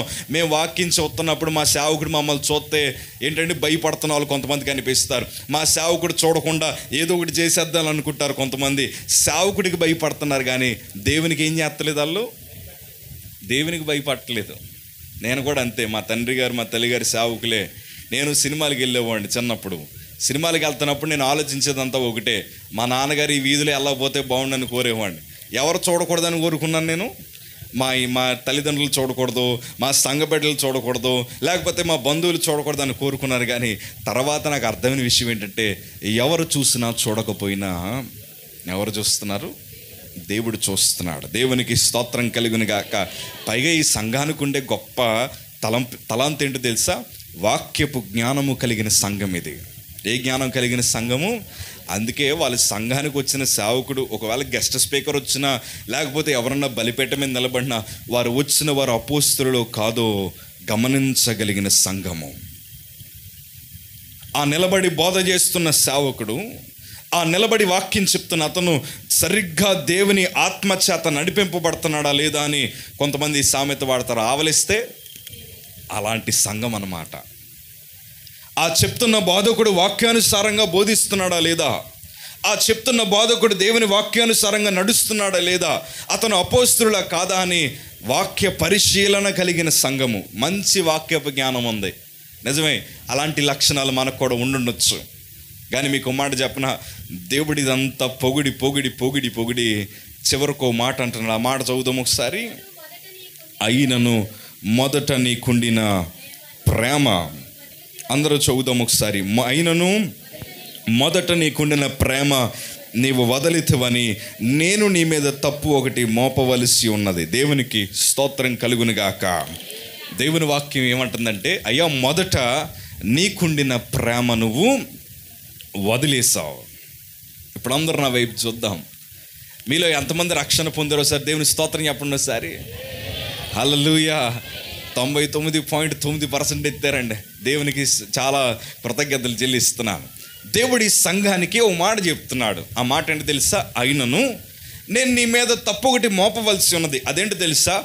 మొదట నీకుండిన ప్రేమను నువ్వు వదిలేసావు. అదే మొదట నీకుండిన ప్రేమ ఏంటి? మొదట నీకుండిన ప్రేమ ఏంటంటే మీకు ఉదాహరణగా అర్థమయ్యేలా చెప్తాను. మనము దేవుని వాక్యాన్ని విన్నవారమే. దేవుని వాక్యం వినిన తర్వాత దేవుడు మన జీవితంలో ఒక గొప్ప అద్భుతాన్ని చేశాడు. అదేంటి తెలుసా? ఆ వాక్యం మన గుండెల్లోకి వెళ్ళాక మనందరికీ రక్షణ పొందాలనిపించింది కదా. మీరందరూ రక్షణ పొందారు. నేను కూడా 7వ తరగతిలో బాప్తీసం పొందాను. 7వ తరగతి అంటే చాలా చిన్న వయసు నాది. నేను కూడా వాక్యం వినే బాప్తీసం పొందాను. మీరందరూ కూడా బాప్తీసం పొందిన వారే. మిమ్మల్ని ఒక చిన్న ఏంటంటే మీ గతంలోకి తీసుకెళ్ళడానికి ఇష్టపడుతున్నాను. రేపు ఉదయాన్నే మీరు బాప్తీసం తీసుకున్నారు. రేపు ఉదయాన్నే మీరు ఏం చేస్తున్నారు? బాప్తీసం తీసుకుంటున్నారు. ఆ ముందు రోజు రాత్రి మీకు నిద్ర పడుతుందా? పట్టదు. ఎందుకు చెప్పనా? తెల్లవారుజాము ఎప్పుడవుతుంది, ఉదయం ఎప్పుడవుతుంది, మా పాస్టర్ గారి దగ్గరికి ఎప్పుడు వెళ్ళిపోవాలి, నేను చాలా ఫాస్ట్గా వెళ్ళిపోవాలి. వెళ్ళిపోయిన తర్వాత ఆ రోజు రాత్రి మన హృదయం ఎంత సంతోషంగా ఉంటుందంటే, ప్రభా నన్ను రక్షించుకుంటున్నావు, దాన్ని బట్టి నీకు వందనాలయ్యా. అయ్యా నిన్ను చాలా ప్రేమిస్తున్నాను ప్రభా, నువ్వంటే చాలా ప్రేమ ప్రభా. నేను బాప్తీసం తీసుకోవడం నా భర్తకి ఇష్టం లేదు, నేను బాప్తీసం పొందడం నా బిడ్డలకి ఇష్టం లేదు అయ్యా, నేను బాప్తీసం పొందడం నా తల్లిదండ్రులకి ఇష్టం లేదు. అయినా కానీ నేను ఒక అడుగు ముందుకేసి నీ కోసం ఏదైనా చేయగలిగిన మనస్సు నాకు ఉందయ్యా అని కొంతమంది కుటుంబానికి ఇష్టం లేకపోయినా ఏంటంటే ధైర్యం తెచ్చుకొని రక్షణ పొందిన వారు లేరా? అప్పుడున్న ధైర్యం ఇప్పుడు ఉందా అండి? అప్పుడుండే ప్రేమ ఎంత బాగుండేది తెలుసా? బాప్తిసం తీసుకొని నీటిలోంచి అలా మునిగి బయటకు వచ్చినప్పుడు ఓ పాట పాడతామండి. నా సంకటములన్నీ తీరిపోయాను, సంహారదూతనను దాటిపోయాను. ఇలాగ ఎంత చక్కగా వస్తామంటే ఇంకా వెనక్కి కూడా తిరిగి చూడము. ధైర్యంగా ఆ లోపల నుంచి వస్తున్నప్పుడు మీరు మనసులో ఏమనుకున్నారో లేదు తెలియదు, కానీ నేను బాప్తిసం పొంది ఆ నీటిలోంచి వస్తున్నప్పుడు కళ్ళల్లోంచి ఆనంద బాష్పాలు అట్లా వస్తూ ప్రభువుకి నేను ఒక చక్కటి తీర్మానం తీసుకుని ఏంటో తెలుసా? ప్రభా ముందర చేసిన పరిచర్య కన్నా రక్షణ పొందిన తర్వాత ఇంకా బలమైన సాధనంగా నన్ను వాడుకో ప్రభా, నీకోసం ఏదైనా చేస్తాను ప్రభా, ఏ పరిచర్య అయినా చేస్తాను ప్రభా. ఎవరు తిట్టినా, ఎవరు నన్ను ద్వేషించినా, ఎవరు నన్ను విడిచిపెట్టేసినా నువ్వు ఒక్కడివి నాకుంటే చాలు ప్రభా అని మొదట్లో నేను కూడా తీర్మానం తీసుకున్నాను. మీరు కూడా మొదట్లో రక్షణ పొందినప్పుడు ఎన్ని తీర్మానాలు తీసుకున్నారో మీకు జ్ఞాపకం ఉందా అండి? కొంతమంది రక్షణ పొందిన తొలి దినాల్లో అద్భుతమైన భక్తి చేస్తారు, ప్రభు పరిచయమైన తొలి దినాల్లో అద్భుతమైన భక్తి చేస్తారు, మందిరానికి వచ్చిన తొలి దినాల్లో అద్భుతమైన భక్తి చేస్తారు. మందిరం 9ంటికైతే 8:30కే వచ్చి ప్రభు సన్నిధిలో కనిపెట్టిన వారు లేరా? అయ్యా పలానా వీధిలో ప్రార్థన జరుగుతుందంటే ముందుగానే పరుగులెత్తి ఇవాళ ప్రార్థనలో నేను ఏకీభవించాలి, దేవుని సన్నిధిలో ప్రార్థన చేయాలి అని అన్ని విడిచిపెట్టి, గృహాన్ని విడిచిపెట్టి కూడా వచ్చినప్పుడు పిల్లలను కూడా తీసుకొచ్చి మందిరంలో కూర్చోబెట్టి ఎంత మంచి భక్తి చేసిన వారమో జ్ఞాపకం ఉందా? ఇప్పుడంతా మోడర్న్ అయిపోయింది. సంఘాల్లోకి ఏసీలు వచ్చేసాయి, సంఘాల్లోకి చాలా వచ్చేసాయి, సంఘాల్లో చాలా చక్కగా అప్డేట్ అయిపోయింది. ఇప్పుడు అందరూ ఏమైపోయింది చెప్పనా? అన్నీ ఉన్న సంఘానికి వెళ్ళాలని ఇష్టపడుతున్నారు, కానీ అన్నీ ఇచ్చే దేవుని పాదాల దగ్గర ఏడవాలన్న విషయం చాలామంది మర్చిపోయారు. ఇవాళ సంఘపు ప్రేమ మారిపోయింది, సంఘపు తలంపులు మారిపోయాయి. ఎట్లయిపోయిందో చెప్పనా? మొదట వారికి ఉండిన ప్రేమను వారు విడిచిపెట్టేశారు. దేవుని వాక్యం ఎట్లా సెలవిస్తుందయ్యా? నాకు ఇప్పటికీ మా చిన్నప్పుడు సంఘం నాకు బాగా జ్ఞాపకం. ఇప్పుడు అన్ని పరిస్థితుల్లో ప్రభు దీవించినా కానీ చిన్నప్పుడు మా చిన్న చిన్న అనుభవాలు ఎప్పుడు జ్ఞాపకం వస్తూ ఉంటాయి. చిన్నప్పుడు మా ఇసుకలో ప్రార్థన చేసేవాడిని. ఎందులో ప్రార్థన చేసేవాళ్ళం? మా సముద్రానికి బాగా దగ్గరండి మాది, మా ఊరు. మాకు చిన్నప్పుడు ఇసుక నేల, మాది మా చర్చ్ అంతా ఇసుక నేలే. ఎప్పుడో చాలా సంవత్సరాల తర్వాత గచ్చు చేశారు దాన్ని. ఆ గచ్చు కూడా సాఫ్ట్ గచ్చు ఏం కాదు, గరుకు రాళ్ళు ఉంటాయి చూసారు, రాళ్ళు తీసుకొచ్చి టైల్స్ లాగా పరుస్తారు. అది అట్లాంటి పరిస్థితి అనమాట. మేము ఇంట్లో ఉండేటప్పుడు కూడా మాకు చాలా క్లిష్టమైన పరిస్థితులు ఉండేవి. ఒకే మంచం ఉండేది, 5గురం చిన్న సందు లాంటి ఇల్లు ఉండేవాళ్ళం. అది కూడా ఇసుకే.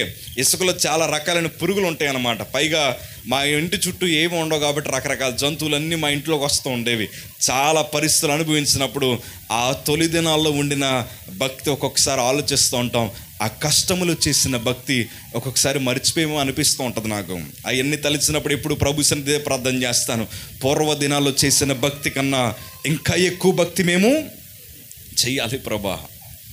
ఇవాళ సంఘం ఏమైపోయింది తెలుసా? దేవుడు ఒక నేరం ఒకటి మోపుతున్న పరిస్థితి. అయ్యా నువ్వు పూర్వ దినాల్లో చేసిన భక్తిని నువ్వేం చేసావు? విడిచిపెట్టేశావు. పూర్వ దినాల్లో నువ్వు ఉండిన ప్రేమను నువ్వు మర్చిపోయావు. ఈ మాట అంటున్నారు దేవుడు. ఒక చిన్న ఉదాహరణ మీకు చెప్తాను. దేవుడు ఇదంతా చెప్పాడు కదా, నీ క్రియ నాకు తెలుసు, నీ కష్టము నాకు తెలుసు, నీ సహనము నాకు తెలుసు, నువ్వు ఎంత వాక్యపు జ్ఞానం కలిగి ఉన్నావో నాకు బాగా తెలుసు. ఇవన్నీ చెప్పినప్పుడు ఎంత బాగుంటుందో పొగిడినంతసేపు. పొగిడినంతసేపు ఎంత బాగుంటుందండి చెప్పండి? పొగిడినంతసేపు ఎంత బాగుంటుందో ఇంకా ఎక్కువ వినాలనిపిస్తుంటుంది. కానీ చివరికి వచ్చేసరికి ప్రభు అంటున్నాడు, అయినను నీ మీద నేను ఒక నేరం ఒకటి మోపవలసి ఉన్నది. అదేంటో తెలుసా? ఆ తప్పేంటో చెప్పనా? నువ్వు మొదట నీకుండిన ప్రేమను నువ్వు విడిచిపెట్టేస్తావు. సింపుల్గా ఒక మాట, ప్రభా ఎన్ని మంచి లక్షణాలు ఉన్నాయి కదా, ఆ ప్రేమ ఒకటే కదా క్షమించే ప్రభా అని అడగడానికి లేదు. ప్రభా మాకు మంచి వాక్యపు జ్ఞానం ఉంది, ఎంతో సువార్త ప్రకటించగలం ప్రభా, మా చర్చలో యూత్ వాళ్ళు ఎంత పనైనా చేసేస్తారు ప్రభా, ప్రేమ ఒకటే కదా లైట్ తీసుకో ప్రభా అని కొంతమంది అనేయచ్చు.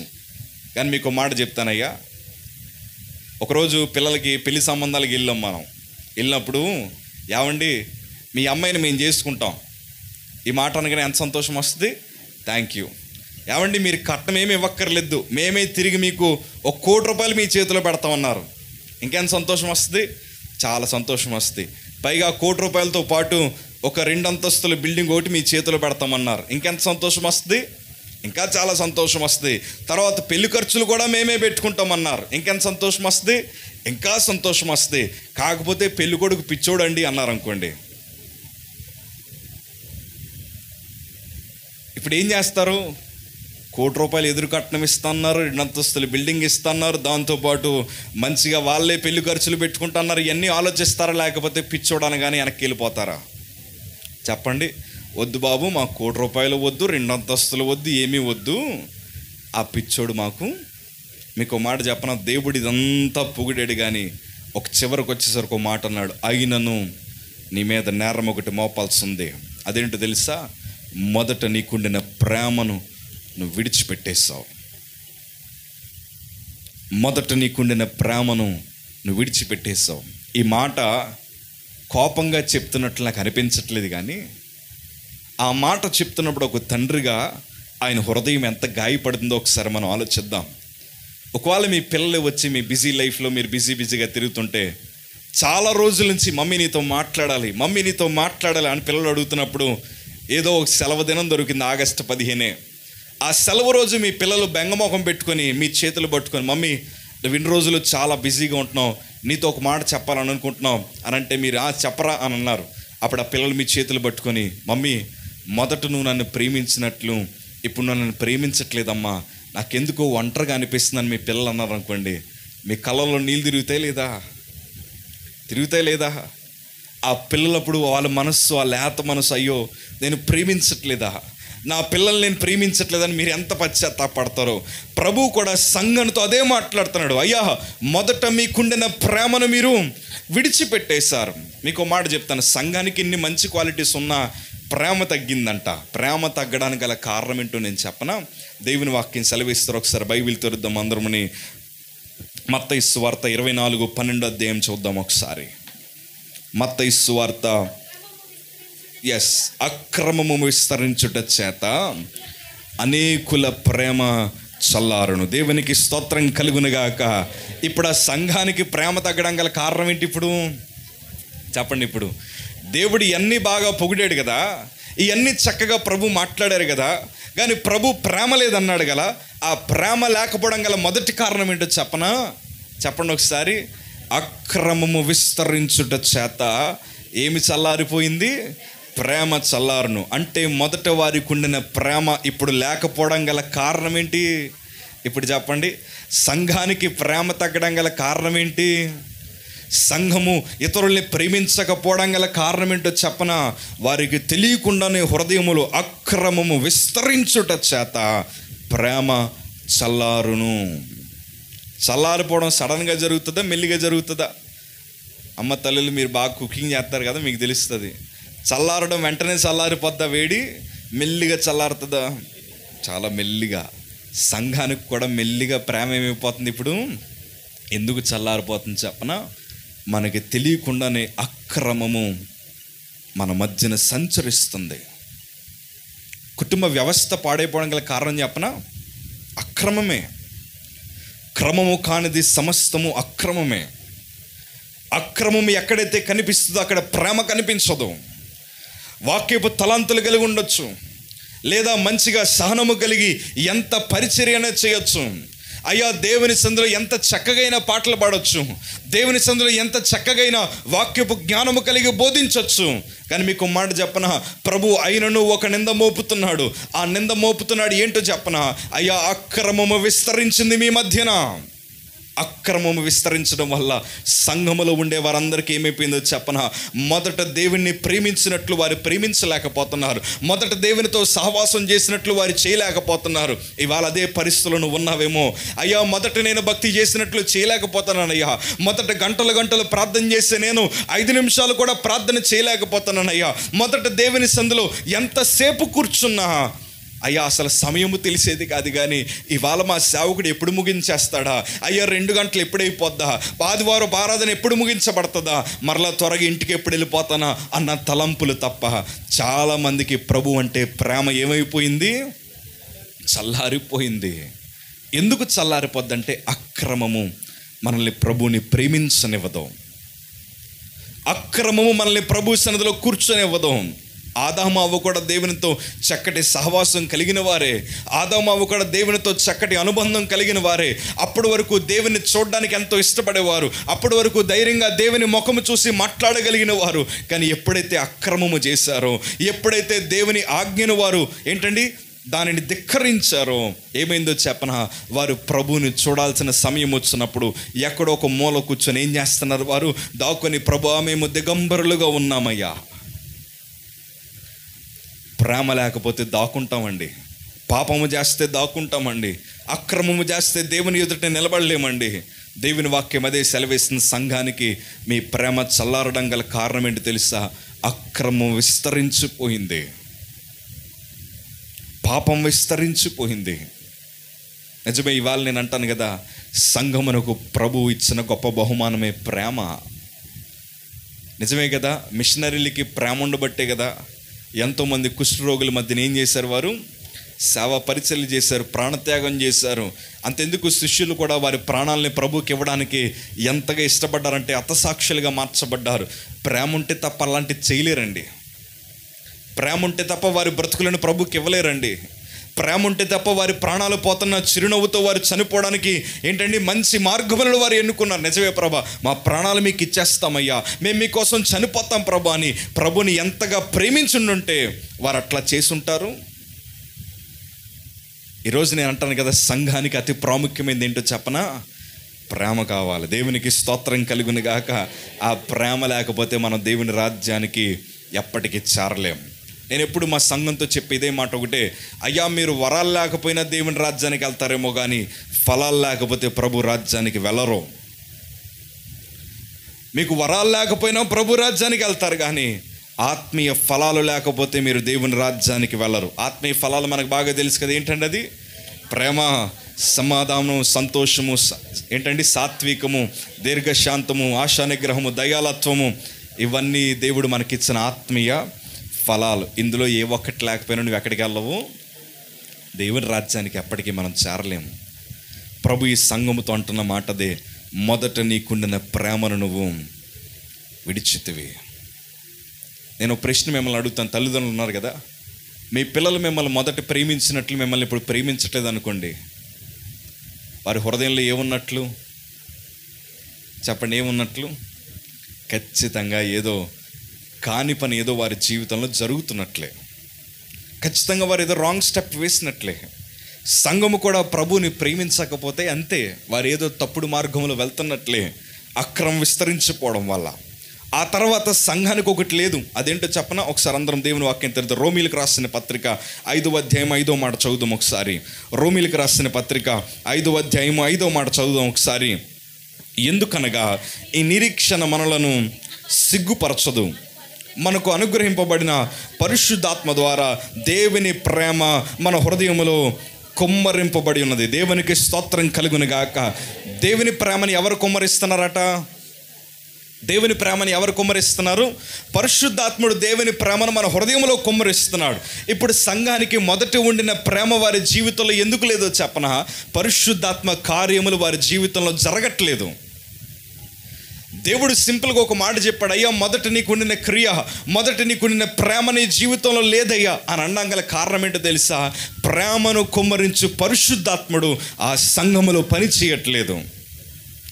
సంఘానికి ప్రేమ లేకపోవడం గల కారణం ఏంటో తెలుసా? సంఘము దేవుని ప్రేమించకపోవడం గల కారణం ఏంటో తెలుసా? మొదట అక్రమము వారి జీవితంలో విస్తరించింది. రెండోదిగా ఏంటో తెలుసా? పరిశుద్ధాత్మ క్రియ వారి బ్రతుకులో జరగట్లేదు.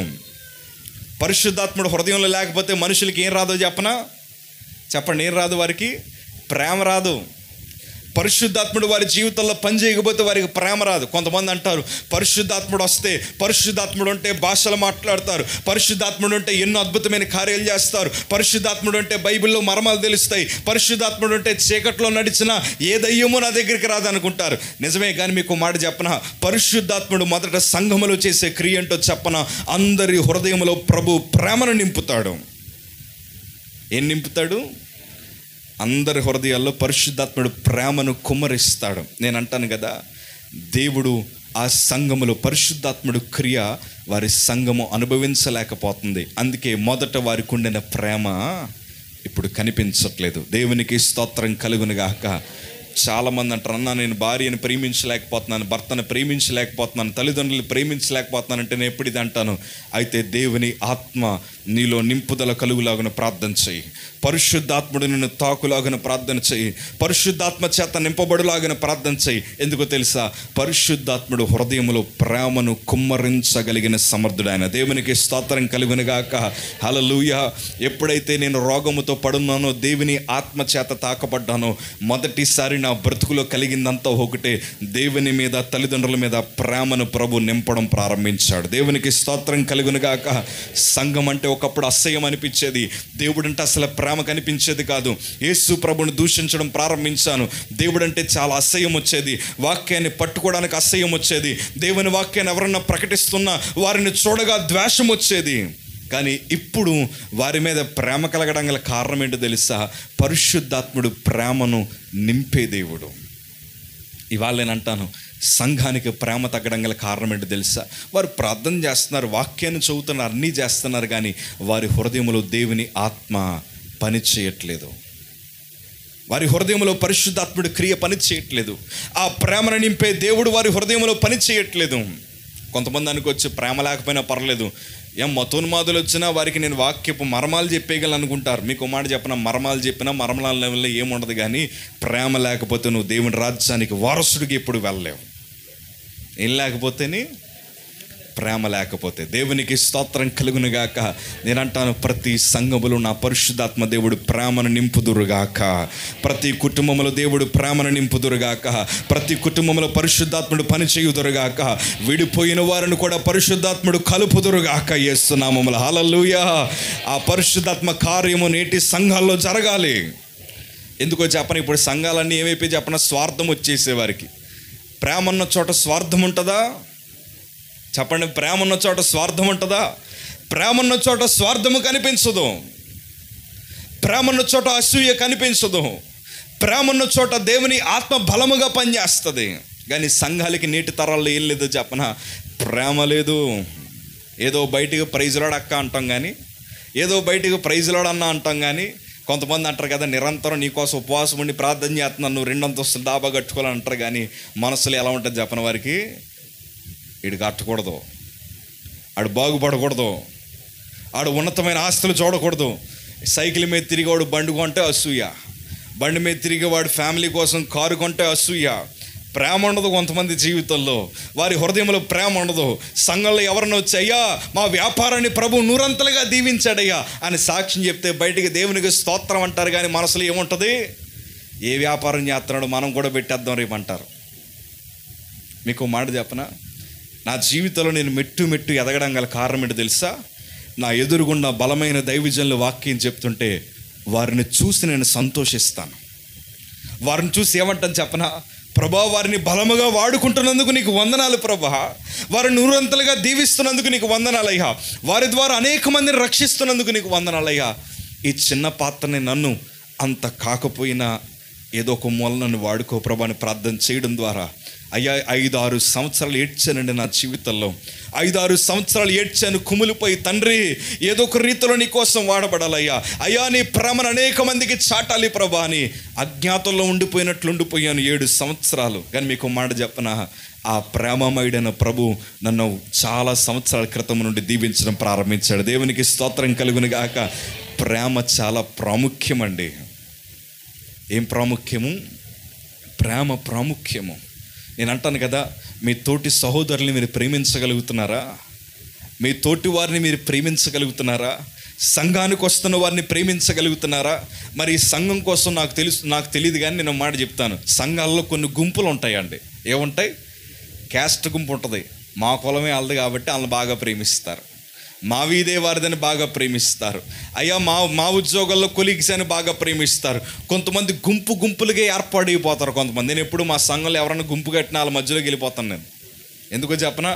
విడగొట్టేయాల. ఎందుకో చెప్పనా? మనమందరం ఒకే గుంపుగా ఉండాలి. ఆ గుంపులో ఏముండాలి తెలుసా? దేవుడు ఉండాలి. దేవునికి స్తోత్రం కలుగును గాక.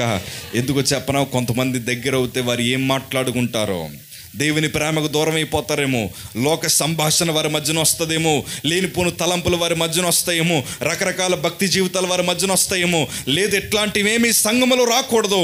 వారి మధ్యన ప్రభువు కనిపించాలి. వారు దేవుని ఆత్మ చేత నింపబడాలి, పరిశుద్ధాత్మ శక్తి చేత నింపబడాలి. వారు అనేక మందిని ప్రేమించాలి. ఆ ప్రేమను బట్టి అనేక మంది ప్రభు సన్నిధికి ఆకర్షితులు అవ్వాలి. సంఘానికి దేవుడిచ్చిన గొప్ప కృపదేనయ్యా ప్రేమ. దేవునికి స్తోత్రం కలుగును గాక. ఇవాళ మనందరం అనేక మందిని ప్రేమించే మనస్సును దేవుడు మనకు అనుగ్రహించుదురుగాక. ఆమేన్, హల్లెలూయా. ఇంతకీ ప్రేమ పరిశుద్ధాత్ముడి ద్వారా వస్తుంది. ఇంకోటి ఏంటో చెప్పన, దేవుని వాక్యం తెరుద్దాం. 1 యోహాను 4:7 నుంచి చదువుదాం ఒకసారి. 1 యోహాను ఏలయనగా, గట్టిగా చదువుదండి. ప్రేమ ఎవరి మూలంగా కలుగుతుందట? ప్రేమ దేవుని మూలముగా కలుగుచున్నది. ప్రేమించు ప్రతివాడును దేవుని మూలముగా పుట్టినవాడు దేవుని ఎరుగడు. దేవుడు ప్రేమస్వరూపి, ప్రేమ లేనివాడు దేవుని ఎరుగడు. దేవునికి స్తోత్రం కలుగును గాక. చివరికి మాట చూద్దాం ఒకసారి. ప్రేమ లేనివాడు, గట్టిగా చెప్తాం, ప్రేమ లేనివాడు దేవుణ్ణి ఎరుగడు. దేవునికి స్తోత్రం కలుగును గాక. ఇప్పుడు సంఘానికి ఎవరు తెలుసుకోలేకపోతున్నారు? సంఘానికి వస్తున్నారు, పరిచర్య చేస్తున్నారు, కానీ వారికి ఎవరు క్లియర్గా తెలియదు చెప్పనా? దేవుడు అంటే ఏంటో వారికి సరైన అవగాహన ఆ సంఘములో కనిపించట్లేదు. దేవునికి స్తోత్రం కలుగును గాక. ఈ సంఘానికి వాక్యపు జ్ఞానం ఉంది, ఈ సంఘానికి పరిచర్య ఉంది, ఈ సంఘానికి సహనం ఉంది, ఈ సంఘానికి ఎంత భారమైన పరిచర్యన చేయగలిగిన సామర్థ్యం ఉంది, కానీ వారిలో ప్రేమ లేదు. ప్రేమ లేనివాడు దేవుణ్ణి ఎరుగనివాడు. దేవునికి మహిమ కలుగునుగాక. ఓ రోజు ఒక సంఘ సేవకుడు వాళ్ళ సంఘ విశ్వాసులు యూత్ పిల్లల్ని అడిగారట. పరిచర్య అంతా చేశారట. చక్కగా టెంట్లు వేశారు, చక్కగా భోజనాలు వండారు, చక్కగా ప్రభు కోసం మంచిగా బరకాలు వేశారు, కుర్చీలు సర్దారు, చక్కగా చెమటూర్చి పనిచేసి స్టేజీ కట్టారు, ఫ్లెక్సీలు వేయించారు, వస్తున్న సేవకుడికి అన్నీ సిద్ధపరిచాక అందరూ పని అయిపోయాక, అన్నా మాకు పరిచర్య పూర్తయింది, ఇంటికి వెళ్ళి స్నానం చేసి రెడీ అయ్యి వచ్చేస్తామన్నారట. అలాగేనయ్యా, మీరు వెళ్ళే ముందు మిమ్మల్ని ప్రశ్న అడుగుతాను, యేసు ప్రభు కోసం 2 మాటలు చెప్పండి అయ్యా అన్నాడట. ఏమన్నాడు ఆయన? పరిచర్య అంతా బాగానే చేశారు, యేసు ప్రభు కోసం 4 మాటలు చెప్పండి అయ్యా, మీకు మైక్ ఇస్తాను, సమయం ఇస్తాను అన్నాడట. అప్పుడు వీళ్ళందరూ పరిచర్య చేసిన వాళ్ళందరూ ఏం చేస్తున్నారు చెప్పనా? ఒకడు మొఖాలు చూసుకోవడం ప్రారంభించారు. పాస్టర్ గారు అడుగుతున్నారంట, దేవుని కోసం ఒక 4 మాటలు సంఘంలో చెప్పండి అయ్యా, ఇంత పరిచర్య మీరు చేశారు కదా, ఇంత కష్టం మీరు పడ్డారు కదా, ఇంత చక్కగా ఇదంతా కార్యక్రమం జరగడానికి అన్నీ ఏర్పాటు చేశారు కదా, యేసు ప్రభు కోసం 4 ముక్కలు మైకు పట్టుకొని మందిరంలో చెప్పండి అయ్యా అన్నాడట. మీకు మాట చెప్పనా? ఏ ఒక్కడు నిలబడలేకపోయాడు. ఎందుకో చెప్పనా? వీళ్ళకి పరిచర్య చేయడం తెలుసు, అన్నీ తెలుసు, కానీ దేవుడు అంటే ఏంటో వారికి తెలియదు. ఇవాళ చాలామంది సంఘానికి వస్తున్నారు, పాటల పుస్తకంలో పాటలు బట్టేసి మొత్తం పడేస్తారు, కానీ వాక్యంలో 2 ముక్కలు చెప్పండి అమ్మంటే, అయ్యగారండి నాకు సిగ్గేస్తుందండి, ఏం చెప్పమంటారని అంటారు. అమ్మ ప్రభు సన్నిధికి 10 సంవత్సరాలు 20 సంవత్సరాలు వస్తున్నావు కదా, అయ్యా కొంచెం 2 మాటలు చెప్పమ్మనగానే వీళ్ళకి ఏం చెప్తారు చెప్పనా? కొంతమంది చెప్పరండి, కొంతమంది నిలబడలేరండి. 20 సంవత్సరాలు అదే స్థలంలో కూర్చుంటారు, 30 స్థలం నుండి అదే స్థలంలో కూర్చుంటారు, అయ్యా 40 సంవత్సరాలైన అదే స్థలంలో కూర్చుంటారు. వారికి మైక్ ఇచ్చి, అమ్మ 40 సంవత్సరాలైంది నువ్వు రక్షణ పొంది, 20 సంవత్సరాలైంది నువ్వు బాప్తీసం తీసుకొని, అయ్యా చాలా సంవత్సరాలు గడిచింది, నువ్వు ప్రభు సన్నిధికి వస్తూ 2 మాటలు ప్రభు కోసం చెప్పండి అమ్మా అనగానే కొంతమంది జీవితంలో మౌనంగా నిలిచిపోతున్నారు. వారికి ఇంకా దేవుడు అంటే ఏంటో పూర్తిగా తెలియని పరిస్థితి. ఎందుకు తెలియదో చెప్పనా? ఆ ప్రేమ లేనివాడు దేవుణ్ణి ఎరుగడు. ప్రేమ లేనివాడు ప్రభు కోసం చెప్పలేడు. ప్రేమ లేనివాడు దేవుని కోసం వివరించలేడు. నేను మొన్న మా యూత్ పిల్లలను కూడా ఇదే అడిగాను, అయ్యా దేవుని కోసం ఒక 2 మాటలు మీ స్నేహితులు ఎలా సువార్త ప్రకటిస్తారు నాకు చెప్పండి అన్నాను. 2 చెప్పగలిగారు కానీ ఇంకో 2 అయితే చెప్పలేకపోయారు. నేను అప్పుడు అన్నాను, నీకు దేవుడు అంటే ఇంకా తెలియదయ్యా, నువ్వన్నీ చేస్తున్నావు కానీ అసలైన జ్ఞానము నీకు లేదు. అసలైన జ్ఞానం నీకు లేదు. నేను ఇవాళ అంటాను కదా, ప్రభు కోసం నీకు తెలియకపోతే దాని అర్థం ఏంటో తెలుసా? నీలో నిజమైన క్రీస్తు ప్రేమ లేనట్లే. ఎందుకో తెలుసా? ఆ ప్రేమమయుడే మనలో ప్రేమను నింపుతాడు. ఆ సంఘములో అన్నీ కనిపిస్తున్నాయి. దేవుడు అంటాడు కదా, అయ్యా నీ సహనం అన్నీ నాకు తెలుసు కానీ మొదట నీకుండిన ప్రేమ నీలో కనిపించట్లేదు. దాని అర్థం ఏంటో తెలుసా? దేవుణ్ణి మర్చిపోయారు. ఎవరిని మర్చిపోయారు? దేవుణ్ణి మర్చిపోయిన వాళ్ళు ఏమంటాం మనం? కృతజ్ఞత లేని వారు అంటాం. దేవుణ్ణి విడిచిపెట్టిన వారిని మనం ఏమంటాం? అయ్యా వారికి భక్తి లేదయ్యా, భక్తి మొత్తం వదిలేశారయ్యా అని అంటాం. ఇప్పుడు ఈ సంఘానికి అన్నీ ఉన్నాయి కానీ ఏం లేదు తెలుసా? దేవుడే లేడు ఎంతకైనా. అంటే ఎలా ఉంటుంది తెలుసా? బస్సు ఎక్కారు కానీ బస్సుకి ఎవరు లేరు, డ్రైవర్ లేరు ఎంతకైనా. బస్సు ఎక్కి ప్రయాణం అవడానికి వెళ్ళారు కానీ ఇంతకీ ఆ బస్సును నడిపే డ్రైవర్ ఆ బస్సులో లేడు. ఇవాళ నేను అంటాను, అందరూ సంఘానికి వెళ్తున్నారు, అందరూ బైబిల్ చేత్తో పట్టుకుంటున్నారు, అందరూ గోడలకి వాక్యాలు అంటించుకుంటున్నారు కానీ నిజముగా వారి బ్రతుకులో ఎవరు లేరో చెప్పనా? దేవుడు లేడు. నేను అంటాను కదా, ఈ కడవరి దినాల్లో అట్లాంటి సంఘములను ప్రభు మార్చి నిజమైన ప్రేమ కలిగిన వారిగా ప్రభు వారిని ఆశీర్వదించుదురుగాక. ఆమేన్, హల్లెలూయా. సంఘానికి దేవుడు అంటే ఏంటో నిజమైన అవగాహన అవసరం. అవసరమా లేదా? అవసరం. సంఘానికి ప్రభు అంటే ఏంటో నిజమైన అవగాహన కావాలి. మన ప్రస్తుతం సీఎం గారు ఎవరండి? చెప్పండి. మన ప్రస్తుతం సీఎం గారు ఎవరు? చెప్పండి. డిప్యూటీ సీఎం గారు ఎవరు? వెరీ గుడ్ అండి. మన ప్రైమ్ మినిస్టర్ గారు ఎవరు? చెప్పండి, ఎవరండి? నరేంద్ర మోడీ గారు. మనందరికీ తక్కువని తెలుసు. యేసు ప్రభు ఎలాంటి వాడు? సౌండ్ తగ్గింది కదా. చెప్పండి, మన యేసు ప్రభు ఎలాంటి వారు? ప్రేమమయుడు. దేవునికి స్తోత్రం కలుగునుగాక. మీకు మాట చెప్తాను, ప్రపంచం కోసం నీకు తెలిసినా తెలియకపోయినా దేవుని కోసం మాత్రం ఖచ్చితంగా నీకు తెలియాలి. సంఘానికి వస్తున్న నీకు ఖచ్చితంగా ప్రభు అంటే ఏంటో తెలియాలి. ప్రేమ చాలా అవసరం. ప్రేమ చాలా అవసరం. పూర్వదినాల్లో బైబిల్ని మందిరానికి వస్తున్నప్పుడు ఎక్కడ పెట్టుకున్నారో చెప్పనా? పూర్వదినాల్లో మా చిన్నప్పుడు మందిరానికి వస్తున్నప్పుడు బైబిల్ ఎక్కడ ఉండేది చెప్పనా? ఇక్కడ ఉండేది. ఎక్కడ? ఇలా గుండెలకు పట్టుకొని తెచ్చేవారు మందిరానికి. మా ఊర్లో, మరి మీ ఊర్లో ఎట్లా ఉంటుంది తెలియదు కానీ మా ఊర్లో ఇలా గుండెల మీద పట్టుకొని తెచ్చేవారు బైబిల్ని ఎట్లాగా. తర్వాత దినాలు మారే, సంవత్సరాలు మారే, బైబిల్ ఎక్కడికి వచ్చింది చెప్పనా? ఎక్కడికి వచ్చింది? తర్వాత బైబిల్ ఏమైపోయింది చెప్పనా? అక్కడి నుంచి ఎక్కడికి వచ్చింది? ఎక్కడికి? చేతిలోకి వచ్చింది. ఫోన్లో అక్కడి వరకు బాగుంది. ఇప్పుడు బైబిల్ ఎక్కడికి వెళ్ళిపోయింది చెప్పనా? జేబులోకి వెళ్ళిపోయింది. ఎక్కడికి వెళ్ళిపోయింది? జేబులోకి వెళ్ళిపోయింది. మొన్న ఒకసారి షారోన్ బుక్ స్టోర్కి బైబిల్ కొనడానికి వెళ్ళా. నేను నా బైబిల్స్ తరచుగా మారుతూ ఉంటాయి, ఎందుకంటే చదవడం వల్ల నలిగిపోతూ ఉంటాయి కాబట్టి తరచుగా మార్చడానికి వెళ్తాను. మొన్నకు 2 యవనస్తులు బైబిల్ కొనుక్కోవడానికి వచ్చారు. అమ్మ ఏ బైబిల్ కావాలంటే కొంత మనం ఏం చేస్తామంటే మనకి బాగా కనిపించే బైబిల్ కావాలి అడుగుతాం. పింక్ బైబిల్ ఉంటే చూపించండి అంటున్నాను. ఏ బైబిల్ అట? Pink Bible. Pink colour Bible ఉంటే చూపించండి. ఏమంటుంది? పింక్ బాగోదే, ఆరెంజ్ లేకపోతే రెడ్ కలర్ ఏమన్నా ఉంటే చూపించమని అంటుంది. అంటే ఇప్పుడు ఏమైపోయింది చెప్పనా? బైబిలు ఏమైపోయింది చెప్పనా? అంటే చూపించుకోవాలి, నా కలర్ బాగుందా, నా బైబిల్ కలర్ బాగుందా అని చూపించుకున్నారు. కానీ వాస్తవానికి వారిని ప్రభుని ప్రేమించడం తెలియదు, రంగుని ప్రేమిస్తున్నారు కానీ వారి బ్రతుకులు ఏం లేదు చెప్పనా? ఇవాళ నేను అంటాను, వాక్యమును చదవలేకపోతే, వాక్యము చదవాలని ఇంట్రెస్ట్ నీకు లేకపోతే, వాక్యాన్ని ప్రేమించే తలంపులు నీకు లేకపోతే, నేను అంటాను కదా, ప్రభు నీ బ్రతుకులో పని చేయట్లేదని దాని అర్థం. ప్రభు మీ బ్రతుకులో పని చేయట్లేదని అర్థం. మనందరికీ ఎదగాలన్న ఆశ ఉంటుంది, మనందరికీ వెలగాలన్న ఆశ ఉంటుంది, మనందరికీ దీవించబడాలని ఆశ ఉంటుంది కదా. సంఘానికి వస్తున్న అందరూ ఏమవ్వాలి చెప్పండి? దీవించబడాలి, దీవించబడకూడదా?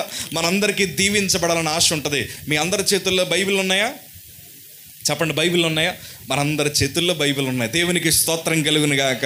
నేను సేవకు వచ్చిన తొలి దినాల్లో 2014లో అభిషేక ఆరాధన అయింది. నాకు సేవకు వచ్చిన తొలి దినాల్లో మా అమ్మగారు ఒక మంచి గోల్డెన్ కలర్ గిఫ్ట్ పేపర్ ఒకటి తీసుకొచ్చింది, మంచి బాక్స్ అన్నమాట. ఆ బాక్స్ తీసుకొచ్చి అభిషేక ఆరాధన అయ్యాక మా అమ్మగారు నా చేతిలో పెట్టింది ఆ బహుమానము. నేనేమనుకున్నానంటే, నాకు అప్పుడు బ్లాక్ బెర్రీ ఫోన్ అంటే బాగా ఇష్టం. మా అమ్మగారు ఆ ఫోన్ బహుమానంగా ఇచ్చిందేమో. బ్లాక్ బెర్రీ పాస్పోర్ట్ అని ఒక పెద్ద ఫోన్ ఉంటుంది అనమాట, ఐప్యాడ్ లాగా. ఆ ఫోన్ ఏమన్నా బహుమానంగా ఇచ్చిందేమో అనుకుని సంతోషంగా తెరిచాను. అందులో ఏముందో తెలుసా? పరిశుద్ధ గ్రంథం ఉంది. దేవునికి స్తోత్రం కలుగును గాక. ఇంకంతే, సరే డల్లవలేదు కానీ సంతోషం అనిపించింది. మా అమ్మగారు నా చేతిలో పెట్టి అన్నారు, నిన్ను దీవించగలిగిన సామర్థ్యత ఈ బైబిల్కి ఉందని చెప్పింది. దేవునికి స్తోత్రం కలుగును గాక. అప్పుడు బైబిల్ని ఏం చేయాలో అర్థం కాక మనందరం వాడుకగా బైబిల్ని ఎలా వాడతాం చెప్పనా? మీరు వాడతారు లేదు తెలియదు కానీ, కొంతమంది తలనొప్పి వస్తే బైబిల్ ఎక్కడ పెడతారు చెప్పండి? ఏసు రక్తం తలనొప్పి అవ్వాలంటారు. కొంతమందికి పీడకల్లో వస్తున్నాయి ఇంకో బైబిల్ ఎక్కడికి వెళ్తుంది? తలగాడ కింద పెట్టుకుంటారు. కడుపు నొప్పి వస్తే బైబిల్ ఎక్కడ పెట్టుకుంటారు? కొంతమంది వాహనాల దగ్గర కూడా, కారులో కొంతమందికి బైబిల్ ఎక్కడ ఉంటుంది? ఎదర పెట్టుకుంటారు. మీకు మాట చెప్పన, బైబిల్ ప్లేసులు మారితే నీ బ్రతుకు మారతావు. నేను చాలా ప్లేసుల్లో పెట్టాను అలాగా, నా బ్రతుకు ఎప్పుడు మారలేదు. కానీ నా అనుభవంతో చెప్తాను, బైబిల్ నలుగుతే నువ్వు వెలుగుతావు. బైబిల్ నలగాలి, అప్పుడే నువ్వు వెలుగుతావు. నేను ఎప్పుడైతే బైబిల్ తెరిచి ప్రభుని అర్థం చేసుకోవడం ప్రారంభించాను, ఆ ప్రేమామయుడు నా బ్రతుకుని కట్టడం ప్రారంభించాడు. దేవునికి స్తోత్రం కలుగును గాక. ఇవాళ సంఘము వెలగాలంటే నీ చేతిలో వాక్యం నలగాలి. ఇవాళ సంఘములో అసలైన ప్రేమ మనకు కనిపించాలంటే వాక్యపు అవగాహన 100% చాలా అవసరం. ఇవాళ చాలామంది బైబిల్ తెరవని పరిస్థితి. ఇవాళ చాలామంది బైబిల్ని తెరిచి చదవాల్సిన పరిస్థితి కనిపించట్లేదు. ఏదో క్యాలెండర్లో ఒక మొక్క చదివేసి వెళ్ళిపోతున్నాం. కాలేజీలకు వెళ్ళేటప్పుడు హడావిడిగా ఏదో ఒక చిన్న మాట చదివేసి వెళ్ళిపోతున్నాం. లేకపోతే ఏదో షార్ట్గా ఏదన్నా మెసేజ్ చూసి వెళ్ళిపోతున్నాం. కానీ దివారాత్రములు దాన్ని ధ్యానించాలన్న మనస్సు చాలామందికి లేకపోయే బైబిల్ చదివితే టైం వేస్ట్ అనుకుంటున్నారు. కానీ నేను చెప్పనా, బైబిల్ చదివితే టైం వేస్ట్ అవ్వదయ్యా, నీ టైంను ప్రభు మారుస్తాడు. దేవునికి స్తోత్రం కలుగును గాక. అందుకే దేవుడు అంటాడు, దివారాత్రములు దాన్ని ధ్యానించువాడు ధన్యుడు. కానీ సంఘంలో ఏం లేదో చెప్పనా, ప్రభు అంటే సరైన అవగాహన వారి బ్రతుకులు కనిపించట్లేదు. అయ్యా, మొదట వారికి ఉండిన ప్రేమ కనిపించట్లేదు. ఆ ప్రేమ స్వరూపుడైన దేవుడు వారి హృదయంలో కనిపించట్లేదు. దేవుడు అంటాడు కదా, మీ హృదయం అనే తలుపు దగ్గర నేను ఏం చేస్తున్నాను చెప్పండి? తట్టుచున్నాను. మనం ఏం చేయాలి చెప్పండి? ఏం చేయాలి? ప్రభా, నువ్వు రా ప్రభా, నా జీవితంలో రా ప్రభా, నువ్వు ఒక్కడ ఉంటే చాలు ప్రభా.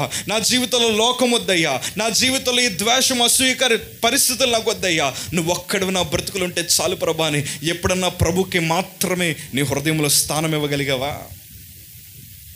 ప్రభుకు మాత్రమే నీ జీవితంలో స్థానం ఇవ్వగలిగావా? నేనంటానయ్యా, నా పూర్వ దినాల్లో నాకు స్నేహితులు చాలామంది ఎక్కువ అండి. వరుసగా లెక్క పెట్టుకుంటూ పోతే ఫోన్ నెంబర్లే 2600 మంది వచ్చారు. అంతమంది స్నేహితులు కలిగిన నేను చాలా పిచ్చగా రోడ్ల మీద తిరుగుతూ ఉండేవాడిని. అంతెందుకు, మనకి దగ్గరలో ఉండి ఎమ్మెల్యే గారు ఉన్నారు చూసారా, మీ యానంకి, మా ఫ్రెండే, మా క్లాస్మేట్ అయినా. చాలామంది బహుమంది స్నేహితులు కలిగి లోకరీతిలో తిరుగుతున్న పరిస్థితే.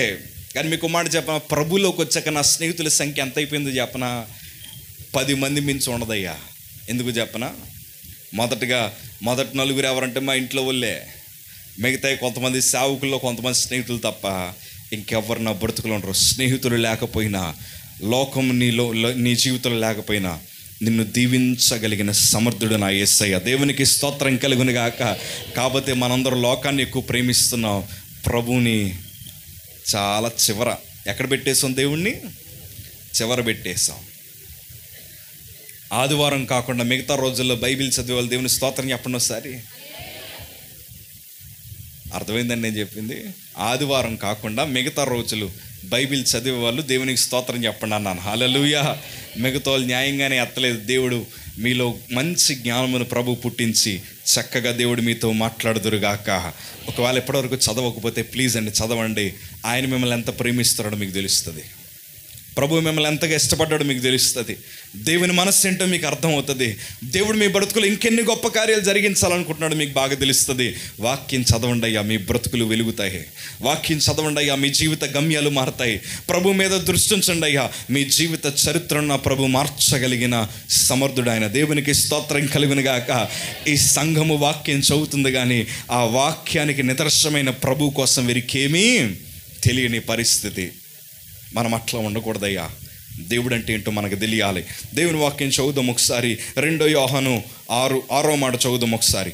2 యోహాను 6వ మాట చదువుదాం ఒకసారి. మనం ఆయన ఆజ్ఞల ప్రకారము నడుచుటయే ప్రేమ. దేవునికి స్తోత్రం కలుగును గాక. ఆజ్ఞలు నడుచుట ఏంటండి? ప్రేమ. ఈ సంఘానికి ఇప్పుడు ఏం లేదు చెప్పనా, దేవుని ఆజ్ఞలను అనుసరించే మనస్సు వారి జీవితంలో కనిపించట్లేదు. సింపుల్గా దేవుడు ఒకటి అన్నాడు, మొదట నీకుండిన ప్రేమను నువ్వు విడిచితివి అని అన్నాడు. కానీ వాస్తవానికి చెప్పాలంటే ఈ సంఘము ప్రభు ఆజ్ఞలను పాటించట్లేదు. అసలు నిజంగా శిరస్సు ఉన్న దేవుని ఆజ్ఞలను పాటించలేని సంఘము ప్రభు రాజ్యానికి వెళ్తుందంటారా? చెప్పండి, ప్రభు రాజ్యానికి వెళ్తుందంటారా?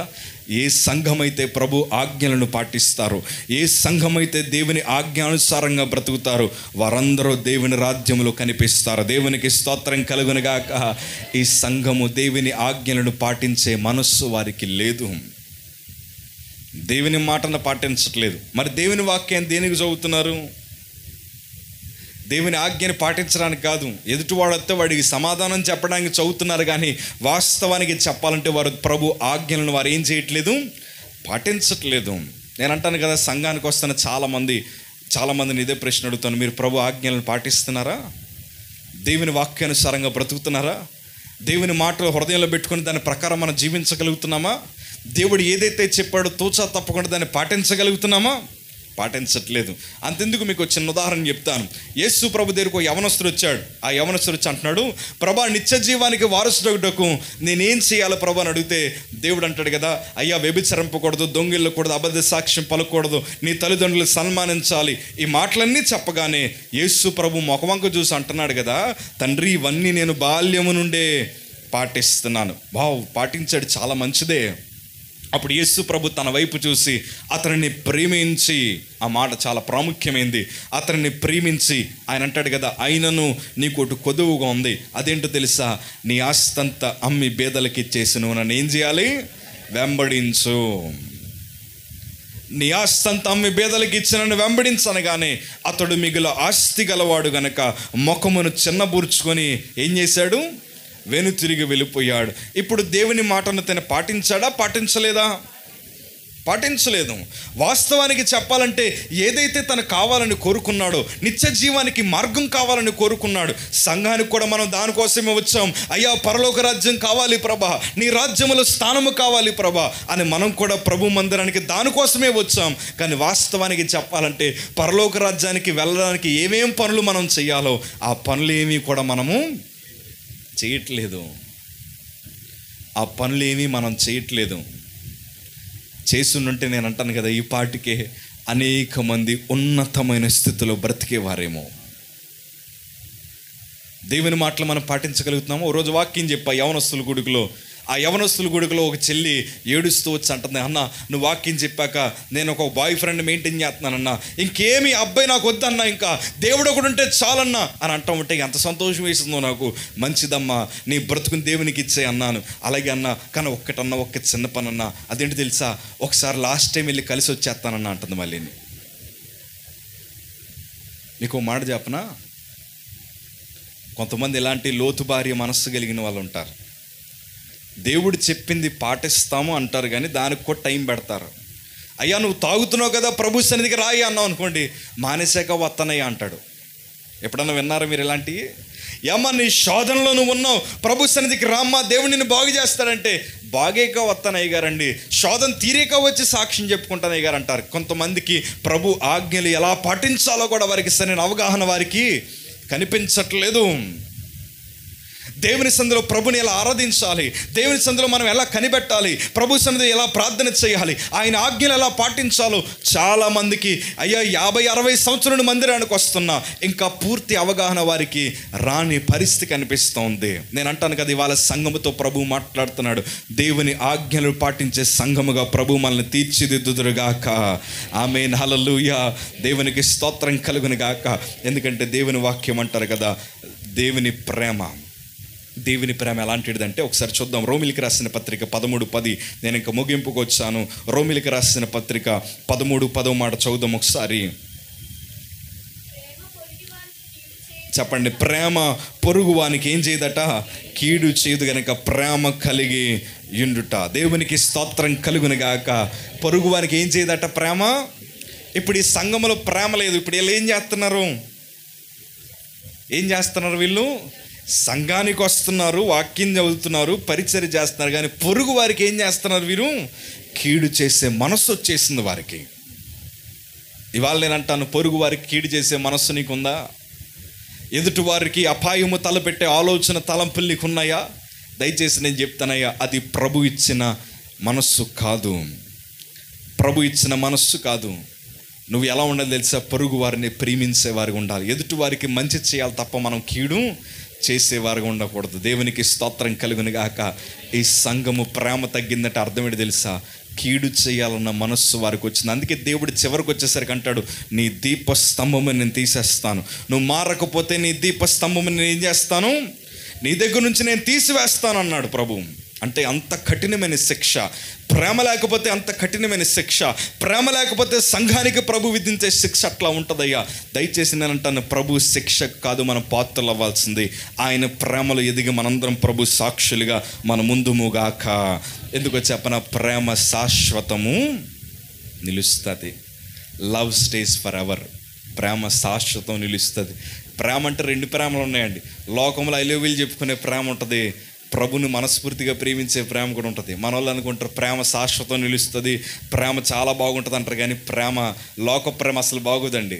లోక ప్రేమ మనల్ని చెడ్డు వ్యసనాలకి లోన్ చేస్తుంది, కానీ దేవుని ప్రేమ శాశ్వతము మనల్ని కడతానే ఉంటుంది. దేవునికి స్తోత్రం కలుగును గాక.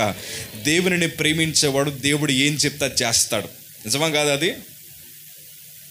దేవుడిని ప్రేమించేవాడు దేవుడు ఏం చెప్తే అది 100% చేస్తాడు. అబ్రహాము జీవితం చూడండి ఒకసారి. ప్రభు ఒకసారి అబ్రహాంతో మాట్లాడుతూ అంటాడు, నీ ఒక్కగానొక్క కొడుకుని నువ్వు నాకు ఏం చేయాలి? బలిగా అర్పించు అన్నాడు. దేవునికి స్తోత్రం కలుగును గాక. అబ్రహాము మనసు ఎంత మంచి మనసు అంటే, అబ్రహాము బలిగా అర్పించమనగానే తన కొడుకుని తీసుకుని వెళ్ళి ఏం చేస్తాడు? బలిగా అర్పించడానికి మొత్తం చక్కగా కట్టెలు తనతోనే మోయించి మంచిగా బలిపీఠం అక్కడ నీట్గా కట్టేసి ఇస్సాకుని దాని మీద పడుకోబెట్టేసి అబ్రహాము ఏం చేస్తాడు? కత్తిని పైకి ఎత్తుతాడు. సింపుల్గా ఉంటుంది మనకి చెప్పడానికి. మీకు ఒక మాట చెప్పనా? అబ్రహాము తన కొడుకుని తీసుకెళ్తున్నప్పుడు తిరిగి వచ్చినప్పుడు ఒకవేళ నిజంగా బలిస్తే అబ్రహాము ఒంటరిగా వస్తాడా జంటగా వస్తాడా? ఒంటరిగానే వస్తాడు. పోన్లే ఏడ్చుకుంటూ అబ్రహాము కిందకు వచ్చాడు. కిందకి రాగానే కింద వాళ్ళ పనులు ఉంటారు. పనులు అడుగుతారు, అయ్యగారండి మనం వారసుడయ్యా అని అడుగుతారు. వాళ్ళకి సమాధానం చెప్పాలి. పోన్లే పనులకి ఏదో కవర్ చేశాడు అనుకోని ఇంటికి వెళ్ళాక ఎవరు ఎదురు చూస్తూ ఉంటారు? ఒక్కగానొక్క కొడుకు కష్టపడి వచ్చుంటాడు, మనోడికి మంచిగా ఆహారం పెడదాం అనుకొని ఇంట్లో సారమ్మ గారు ఎదురు చూస్తూ ఉంటారు. వీళ్ళందరికీ సమాధానం చెప్పాలి. ఈ సమాధానం చెప్పాలి ప్రభా అని ఎప్పుడన్నా ప్రభుతో పోరాడా? ప్రభా నువ్వు బలిచ్చామని ఈజీగా అడిగావు, కానీ పనులకి సమాధానం చెప్పాలి, నా భార్యకు సమాధానం చెప్పాలి, నా చుట్టుపక్కల వారికి సమాధానం చెప్పాలి. ఏం చేయమంటావు ప్రభా? మరొకసారి ఆలోచించు ప్రభా అని అబ్రహాం ప్రార్థన చేశాడా? ఆలోచించలేదు, ప్రార్థన చేయలేదు. దేవుడు అడిగాడు, పట్టుకొని తీసుకెళ్ళాడంతే.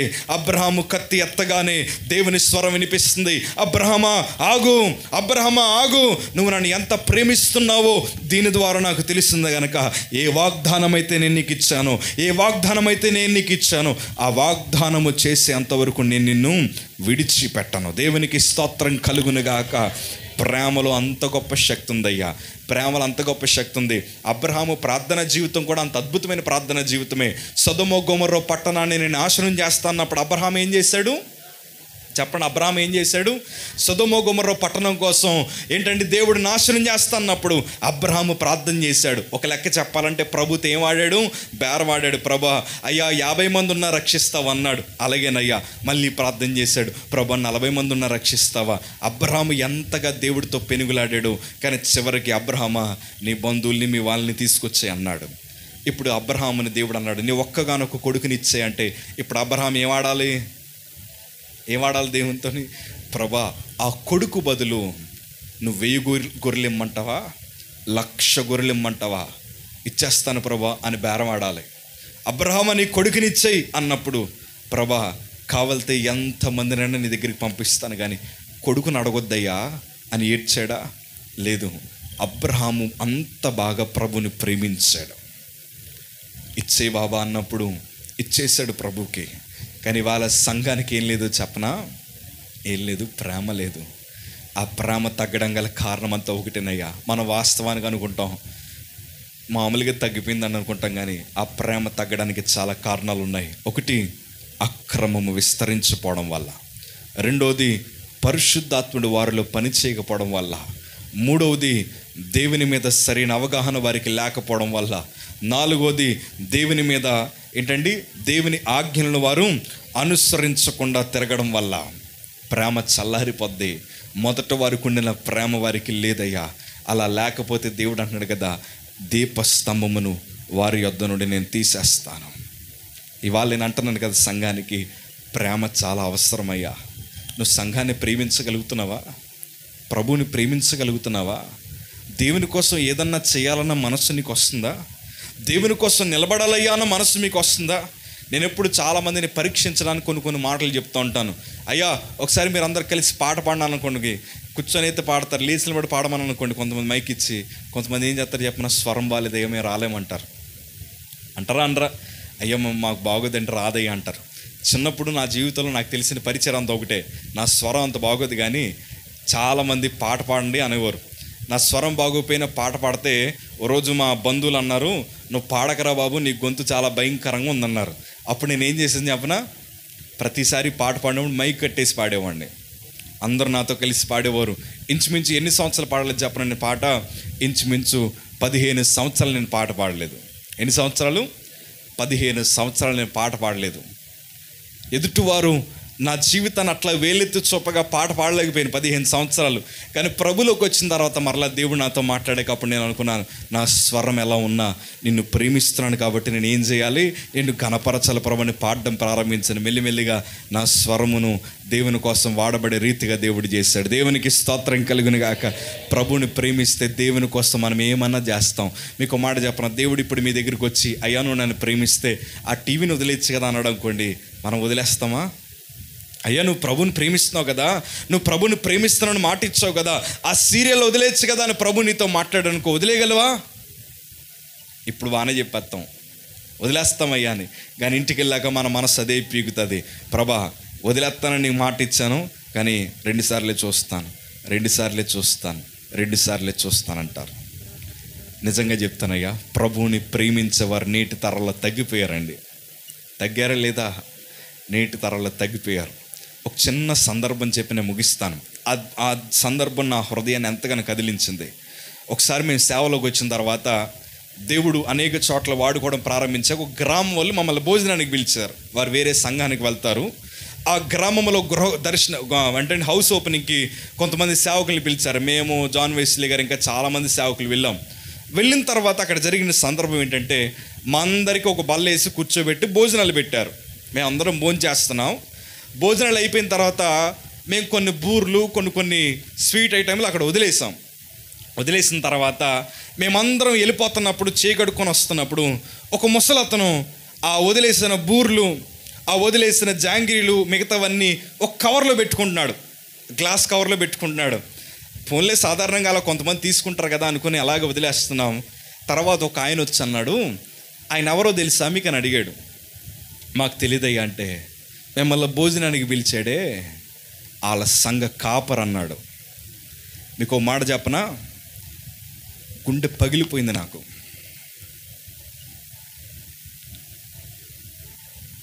ఈ మాట నాకు ఎలా అనిపించిందంటే, ఆ రోజు సందర్భం మేమందరం భోజనాలు చేసి చేయి కడుక్కుంటుంటే అతను ఆ గారెలు బూర్లు తీసుకుంటుంటే ఏదో వృద్ధాప్యంలో ఉన్నాడు ఆయన. వాళ్ళ పిల్లలకో లేకపోతే వారింటికో పట్టుకెళ్తాడేమో అనుకున్నాం, కానీ ఆ మాట చెప్పగానే గుండెలు బద్దలైపోయి అంత ఏడుపు వచ్చేసింది నాకు. ఆ విశ్వాసి మమ్మల్ని బాగా చూసుకున్నాడు, కానీ వాస్తవానికి అతన్ని రక్షించిన సేవకుడేమో ఆ బల్ల మీద ఉండే బూర్లు అవి ఏరుకుంటూ ఉంటే, మీకు మాట చెప్పిన మరలా గుమ్మం నేను దొక్కలేదయ్యా. చిచ్చి, ఆ సేవకుడని నేను గుర్తించలేకపోయాను. నాకు అప్పటికే బాధ అనిపిస్తుంది. కొంతమంది విశ్వాసుల జీవితాలు ఎలా అయిపోయి తెలుసా? బాగున్నవాడిని ప్రేమిస్తారు, కానీ ఏవీ లేనివాడిని ఎవరు ప్రేమించలేకపోతున్న పరిస్థితి. నేను అంటానయ్యా, ప్రేమలో కపటం ఉండదండి. ప్రేమలో ఏముండదు? కపటం ఉండదు. వాళ్ళ గొప్ప వీళ్ళ గొప్ప అని ఉండదు. అందుకే దేవుడు అంటాడు కదా, ఆ చిన్న పిల్లల వంటి వారిదేనయ్యా పరలోక రాజ్యం అంటాడు. ఎందుకో చెప్పనా? పిల్లలకి ఏ వేదాలు తెలియవు అన్నమాట. వాళ్ళ నాన్న కూలి పని చేయనివ్వండి, వాళ్ళ నాన్న ఎక్కడో బొగ్గు గనిలో పని చేయనివ్వండి, వాళ్ళ నాన్న లేకపోతే మున్సిపాలిటీలో పని చేయనివ్వండి, పిల్లలు వాళ్ళ నాన్న రాగానే వాళ్ళ నాన్న మురుగ్గా ఉన్నాడో లేదో చూడరు, వాళ్ళ నాన్న ఎంత సంపాదిస్తాడో చూడరు, వాళ్ళ నాన్న ఎలాంటి పని చేస్తాడో చూడరు. పరిగెత్తుకుని నాన్న రాగానే ఏం చేస్తారు? మురికిగా ఉన్న బురదగా ఉన్న పిల్లల తండ్రిని చూడగానే పరిగెత్తుకుని ఏం చేస్తారు? తండ్రి అంటాడు, అరే స్నానం చేసి వస్తాను, అప్పుడు ఆడుకుంటాను అంటాడు. కానీ పిల్లలకి అది ఏమి ఉండదు. ప్రేమ అవేమీ చూడదన్నమాట. ప్రేమ అవేమీ చూడదు, కల్మషం ఉండదు, ఏంటంటే డమ్మముగా ప్రవర్తించదు, ప్రేమ అన్యాయం చేయదు, ప్రేమ హెచ్చు తగ్గులు చూడదు, సమానంగా ప్రేమిస్తుంది. కానీ సంఘానికి ఏం లేదో చెప్పనా? ప్రేమ లేదు. వాస్తవానికి ప్రేమ లేకపోతే దేవునికి వారసులుగా ఎప్పటికీ ఉండలేము. అందుకే నేను అంటాను, నేటి సంఘాలకి ఏం కావాలో చెప్పనా?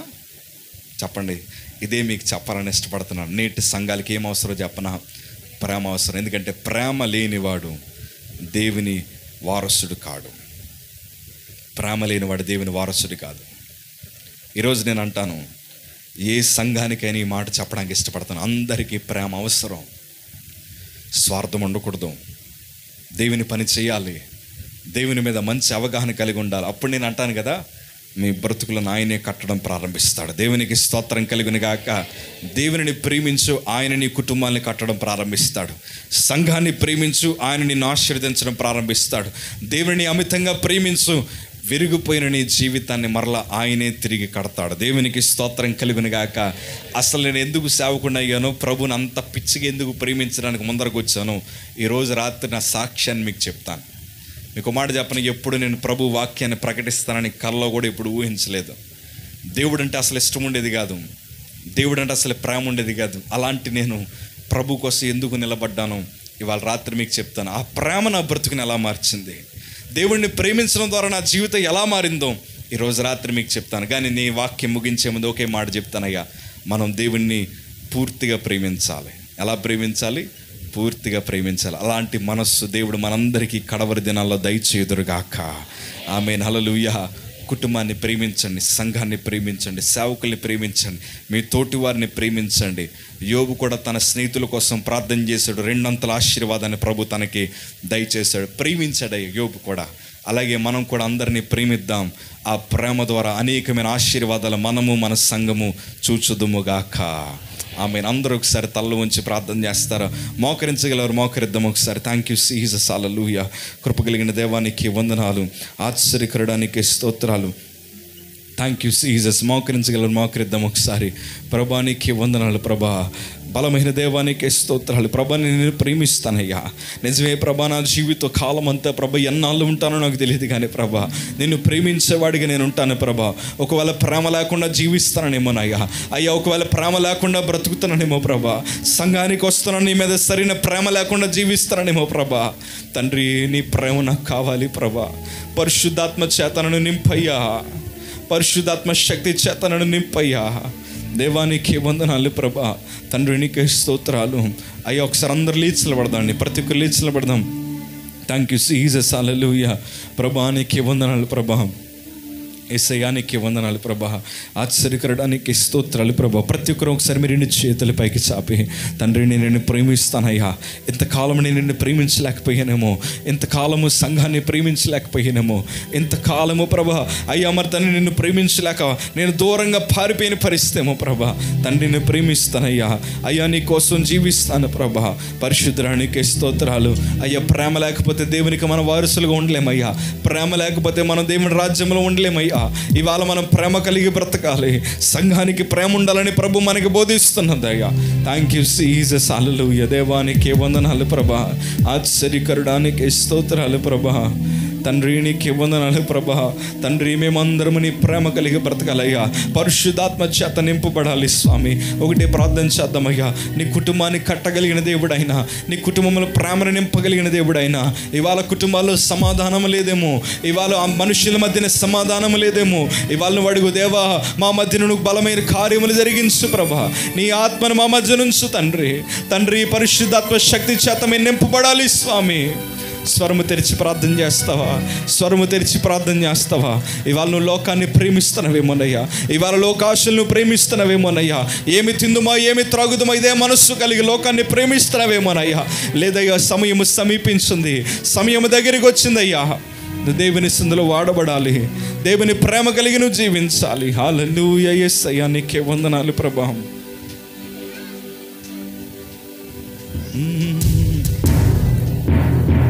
ప్రేమించేదా యేసు రాజా, నిన్నే ప్రేమించేదా. అందరూ చెప్దాం. ప్రేమించేదా యేసు రాజా, నిన్నే ప్రేమించేదా.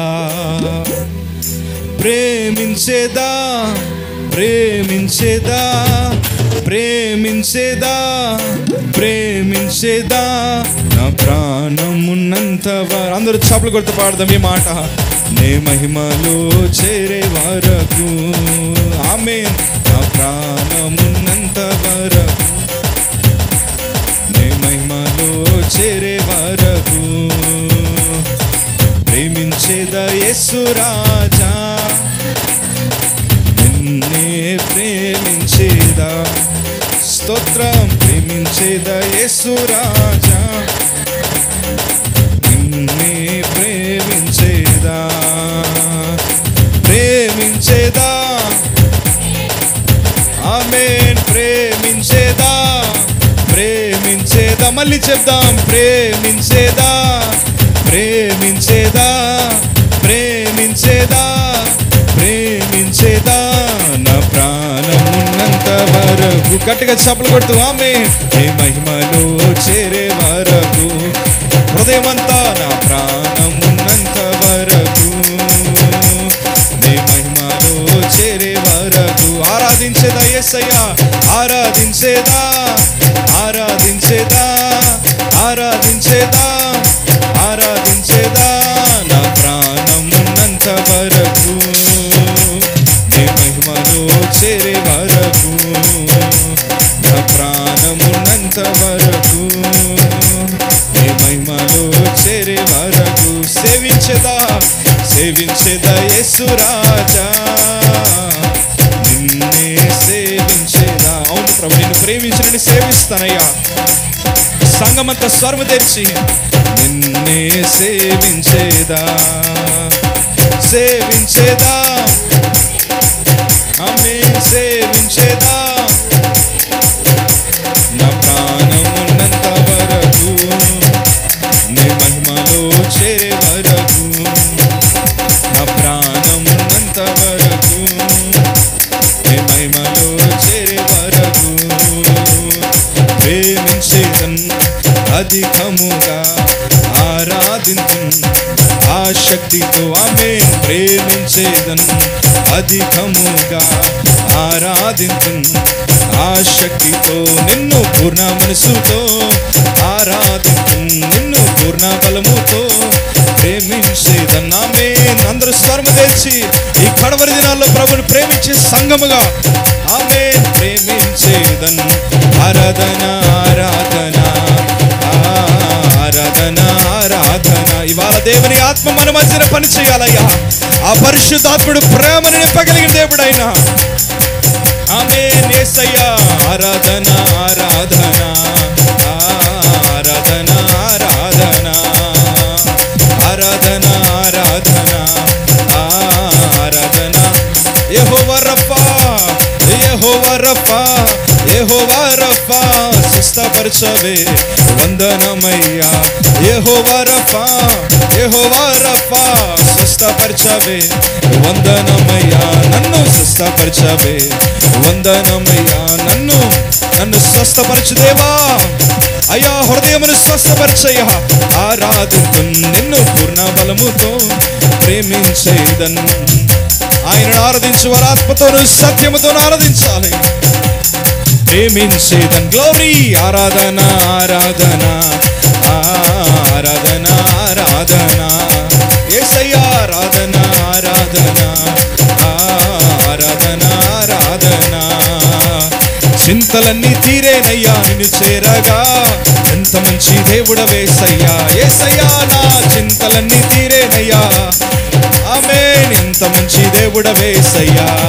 ఘోర ఘోర పాపినైనా నేను దూరంగా పారిపోగా. ఘోర పాపినైనా నేను ప్రభా యేసయ్యా దూరంగా పారిపోయానేమో ప్రభా.